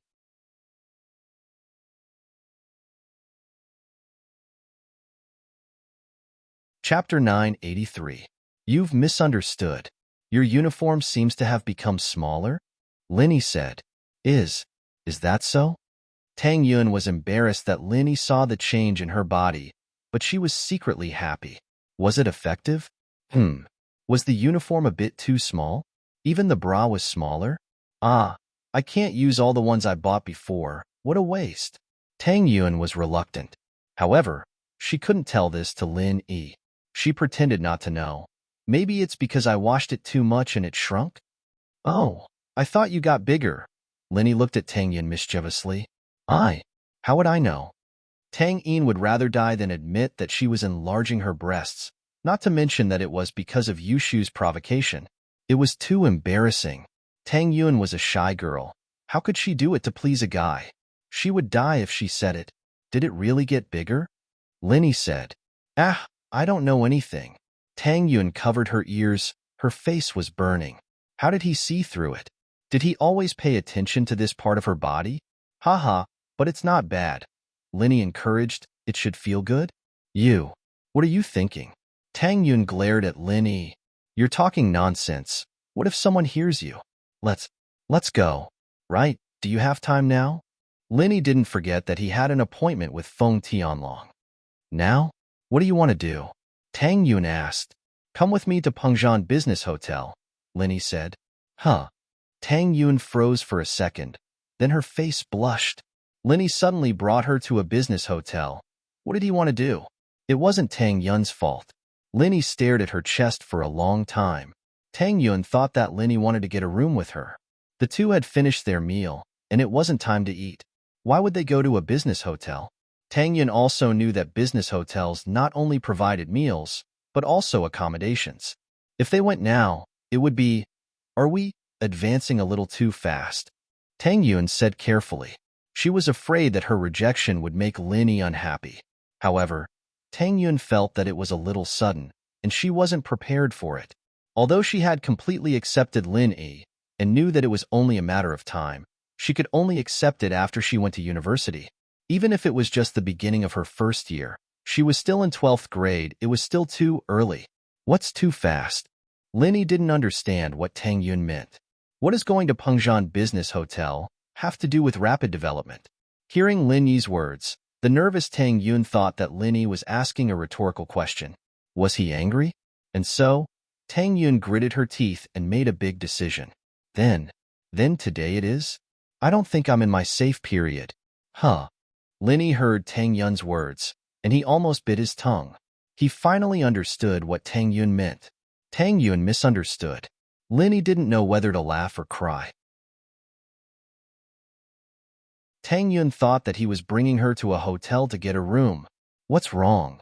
Tang Yun was shocked by Lin Yi's scream and looked at Lin Yi confusedly. Yun, you misunderstood.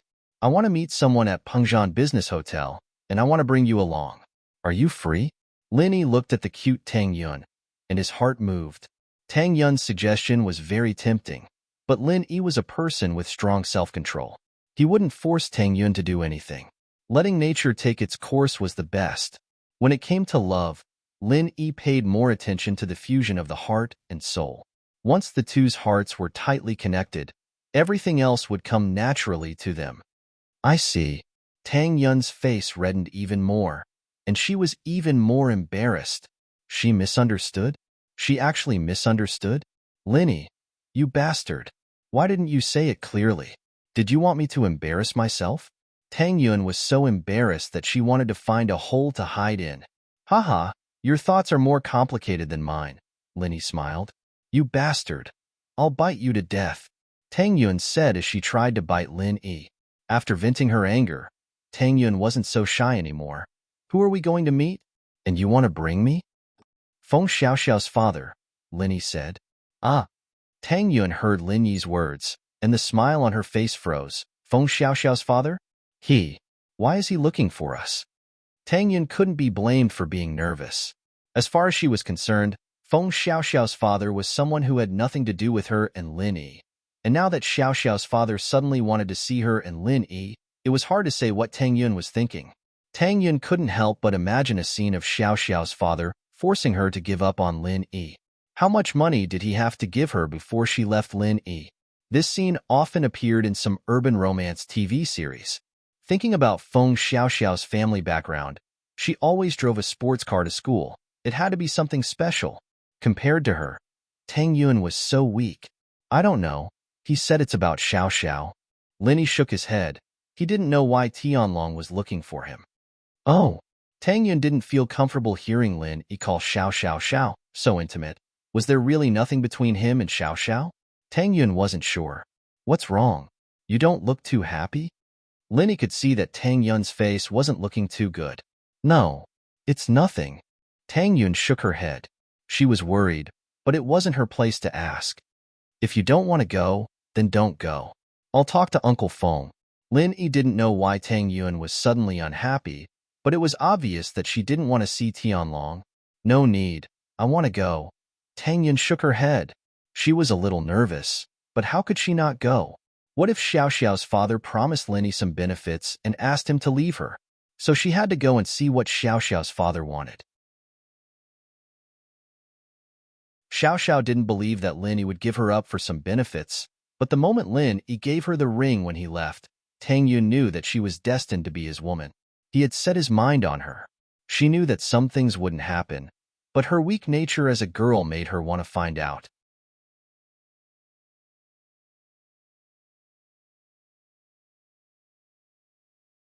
Chapter 984. Encounter on the road, You won't abandon me, right? Tang Yun asked hesitantly. I'm afraid that you won't want me. Lin Yi was telling the truth. Lin Yi felt uneasy about his drifting life. Actually, I meant what I said just now. Tang Yun hesitated and said firmly, I'm the type of girl who will die for one man. Even if you don't want me, I won't let anyone else touch me. Tang Yun was referring to the time when she wanted to get a hotel room with Lin Yi. She believed that Lin Yi would understand. Lin Yi nodded and held Tang Yun's hand. He understood Tang Yun's intention. He knew it from the start. Tang Yun felt relieved when Lin Yi held her hand. She smiled and walked with Lin Yi to the school gate. In the past, holding hands with a boy was too much for Tang Yun. But now, she felt very happy. Lin Yi was still driving Yushu's Beetle today. Meng Yao's Audi S5 was too eye-catching. If Lin Yi drove it to the hospital every day to pick Tang Yun up, it would attract a lot of attention. But the Beetle was a lot more low-key. It was a small car, and it was suitable for Lin Yi to drive through the traffic jam. At this time, there weren't many cars on the road. The road was smooth, but there were more traffic lights. Most of the time spent on the road was spent on waiting for the signal. Hey, bro, do you want to play something exciting? Lin Yi parked the car in front of a traffic station with a long signal. As he was waiting, a man in his 20s with dyed blonde hair walked over. Because it was hot, Lin Yi had the window open. It was easy for him to talk to Lin Yi. Lin Yi looked at him and didn't say anything. He waited for him to continue. Underground boxing. Have you played it before? It's very exciting. It's all Mortal Kombat, and you can even bet money on the outcome. Are you interested? The blonde-haired man talked nonstop to Lin Yi. I'm not interested. Lin Yi shook his head after listening to the yellow-haired man. Underground fighting ring? That was a place that only bored rich people or gangsters went to. Lin Yi was now personally fighting people every few days. Why would he be interested in an underground boxing ring? Oh, this is our name card. If you're interested, you can call the number on it. The yellow-haired man saw that Lin Yi wasn't interested, so he handed Lin Yi a business card and turned to find his next target. Lin Yi glanced at the contents of the business card. It was nothing more than some exciting promotional slogans. The rest was only a phone number and no detailed address. Lin Yi wanted to throw it away after reading it, but Tang Yun stopped him. What is it? Let me see. What's an underground boxing ring? Lin Yi gave the business card to Tang Yun and said, It's a private boxing ring. There are no rules. The only rule is to beat the opponent until they can't get up. So, casualties are common. Lin Yi had participated in an underground boxing ring before. It was also a mission, but it wasn't challenging. There weren't many masters in this kind of underground boxing ring. For masters like Lin Yi, they were all instantly killed. Isn't that illegal? Tang Yun said in surprise. It's illegal. Lin Yi nodded. Oh, then how do they make money? Tang Yun didn't know much about these things. If it's the tickets, it's quite a bit of income, and the organizer can also act as the banker, letting the audience bet on who'll win, how many matches, etc. It's a very profitable business. Lin Yi explained. Oh, then wouldn't it be easy for people to find out if they randomly give out these cards on the street? Tang Yun wasn't interested in violent things. She threw the business card into the storage compartment of the car. These people are professional advertisers. They are a different group from the organizers of the underground boxing ring. Lin Yi said as he pointed at the blonde man who gave him the name card. These people advertise every day. They're very observant. Look, they're targeting young people with better private cars. Most of them are from rich families, and they're the target audience of the underground fighting arena. Lin Yi said as he pointed at the blonde man who gave him the name card.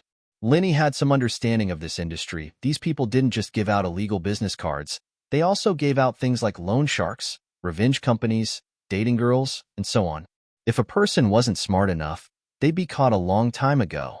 But then again, even if they were arrested, the police wouldn't be able to get any key information from them because these people were all hired.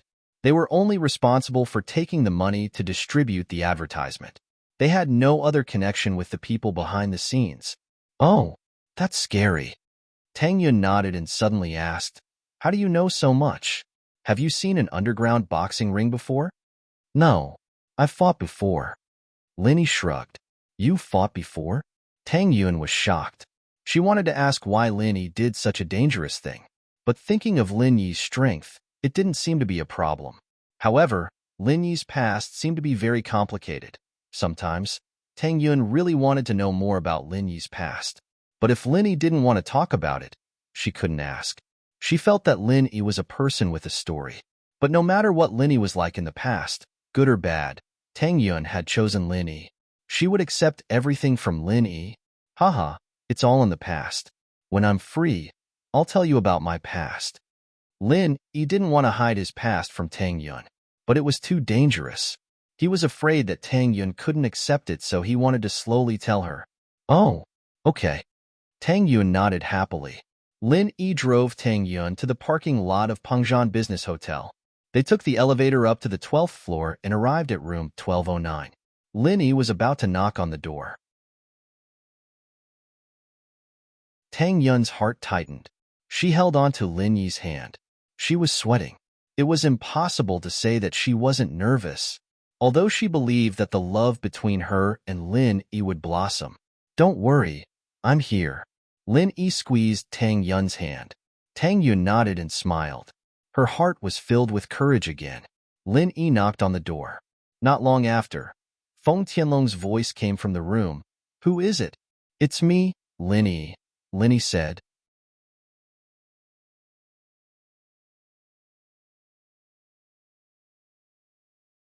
Chapter 985. Parents. "Uncle Feng, you're too polite." Lin Yi didn't let go of Tang Yun's hand as he pulled her into the room. Lin Yi's actions were undoubtedly to show Tang Yun his feelings, telling her not to worry and not to worry. Tang Yun was obviously happy as well as she leaned on Lin Yi. Feng Tianlong smiled and brought Lin Yi and Tang Yun into the room. He lived in a suite with its own living room. Feng Tianlong let Lin Yi sit on the sofa and gave Lin Yi and Tang Yun a bottle of beverage from the cabinet. "I didn't make any tea. Please forgive me." "It's okay. We don't really like drinking tea anyway." Lin Yi smiled as he took the beverage from Feng Tianlong. It was a popular type of pomelo tea, but Lin Yi wasn't interested in the beverage, so he gave it to Tang Yun. Feng Tianlong also took a bottle of mineral water and sat on the sofa opposite Lin Yi and Tang Yun. "Lin Yi, Tang Yun, thank you for coming to see me. I'm very grateful." "Uncle Feng, you and I are old friends. Don't be so polite. Why are you looking for me?" Lin Yi waved his hand. He knew that Feng Tianlong's words were for Tang Yun to hear, but Lin Yi didn't plan to hide it from Tang Yun. Even if he couldn't talk about the dangerous things in the past, he didn't need to hide the fact that he was old friends with Feng Tianlong. Feng Tianlong paused and nodded. "Okay, then I'll go straight to the topic. I'm looking for you because I want to talk about Xiao Xiao." "Uncle Feng, since you know that I have a girlfriend, then there's nothing between me and Xiao Xiao." "You know that?" Lin Yi repeated the question in front of Tang Yun. "I know." Feng Tianlong waved his hand. "It's Xiao Xiao's unrequited love. I can see that. She didn't tell me that she had any special relationship with you." Tang Yun felt relieved after hearing Feng Tianlong's words. The situation she expected didn't happen, and Feng Tianlong didn't throw out a large sum of money to make her leave Lin Yi. This made her feel much better. "Oh? Then why did Uncle Feng ask me to come?" Lin Yi looked at Feng Tianlong in confusion. "It's like this. Do you know about Xiao Xiao's illness?" Feng Tianlong sighed and went straight to the point. "Xiao Xiao's illness? Is she sick?" Lin Yi was taken aback and asked in confusion. "I just had a meal with her. Is she sick?" "Oh, you don't know? Didn't Xiao Xiao tell you?" Feng Tianlong paused and smiled bitterly. "That's right. With Xiao Xiao's personality, even if she likes you, she wouldn't use such methods to gain your sympathy." Lin Yi was even more confused after hearing Feng Tianlong's words. "Uncle Feng, are you saying that Xiao Xiao is sick?" "She's not sick. It's a hereditary disease that she's had since she was young." "But didn't you notice?" Feng Tianlong was also confused. "As far as I know, you are a miracle doctor, right? Elder Lu, you were the one who cured Jinhu's illness, weren't you?" Lin Yi frowned, but then understood. With Feng Tianlong's intelligence, it wasn't hard for him to know this. So, he nodded and said, "That's right, I cured him." Seeing Lin Yi frown, Feng Tianlong said, "The news that you cured Lu Zhenhu's illness is no longer a secret. It's already spread in the upper class of Yanjing. It should be House Lu who spread the news. I just got the news." Tianlong was right. He told his underlings to pay attention to any news related to Lin Yi. And so when the news of Zhenhu being cured by Lin Yi spread, Tianlong's underlings reported it to him immediately. Feng Tianlong had wanted to wait a few days before looking for Lin Yi, but after hearing this news, he couldn't hold back the anxiety in his heart. If Lin Yi could cure Lu Zhenhu's illness, then could he cure Xiao Xiao's hereditary disease too? And so, when Xiao Xiao called him and told him that she told Lin Yi, Feng Tianlong couldn't wait to call Lin Yi. But the reason why he called Tang Yun over was because he had a backup plan.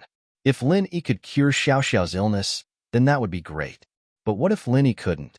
They spread the news themselves? Lin Yi sighed, understanding House Lu's intentions. House Lu was supposed to keep this a secret, but to spread the news at a time like this, their intentions were clear. They were making their stance clear to House Yu and Xiao family.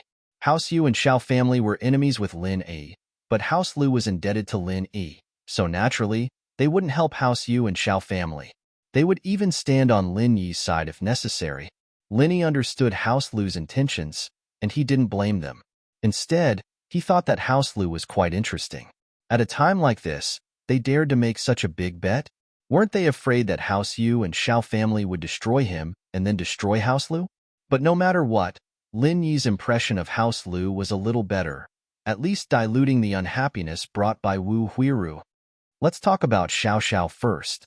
Tianlong said, "We have to start from Xiao Xiao's mother's side of the family.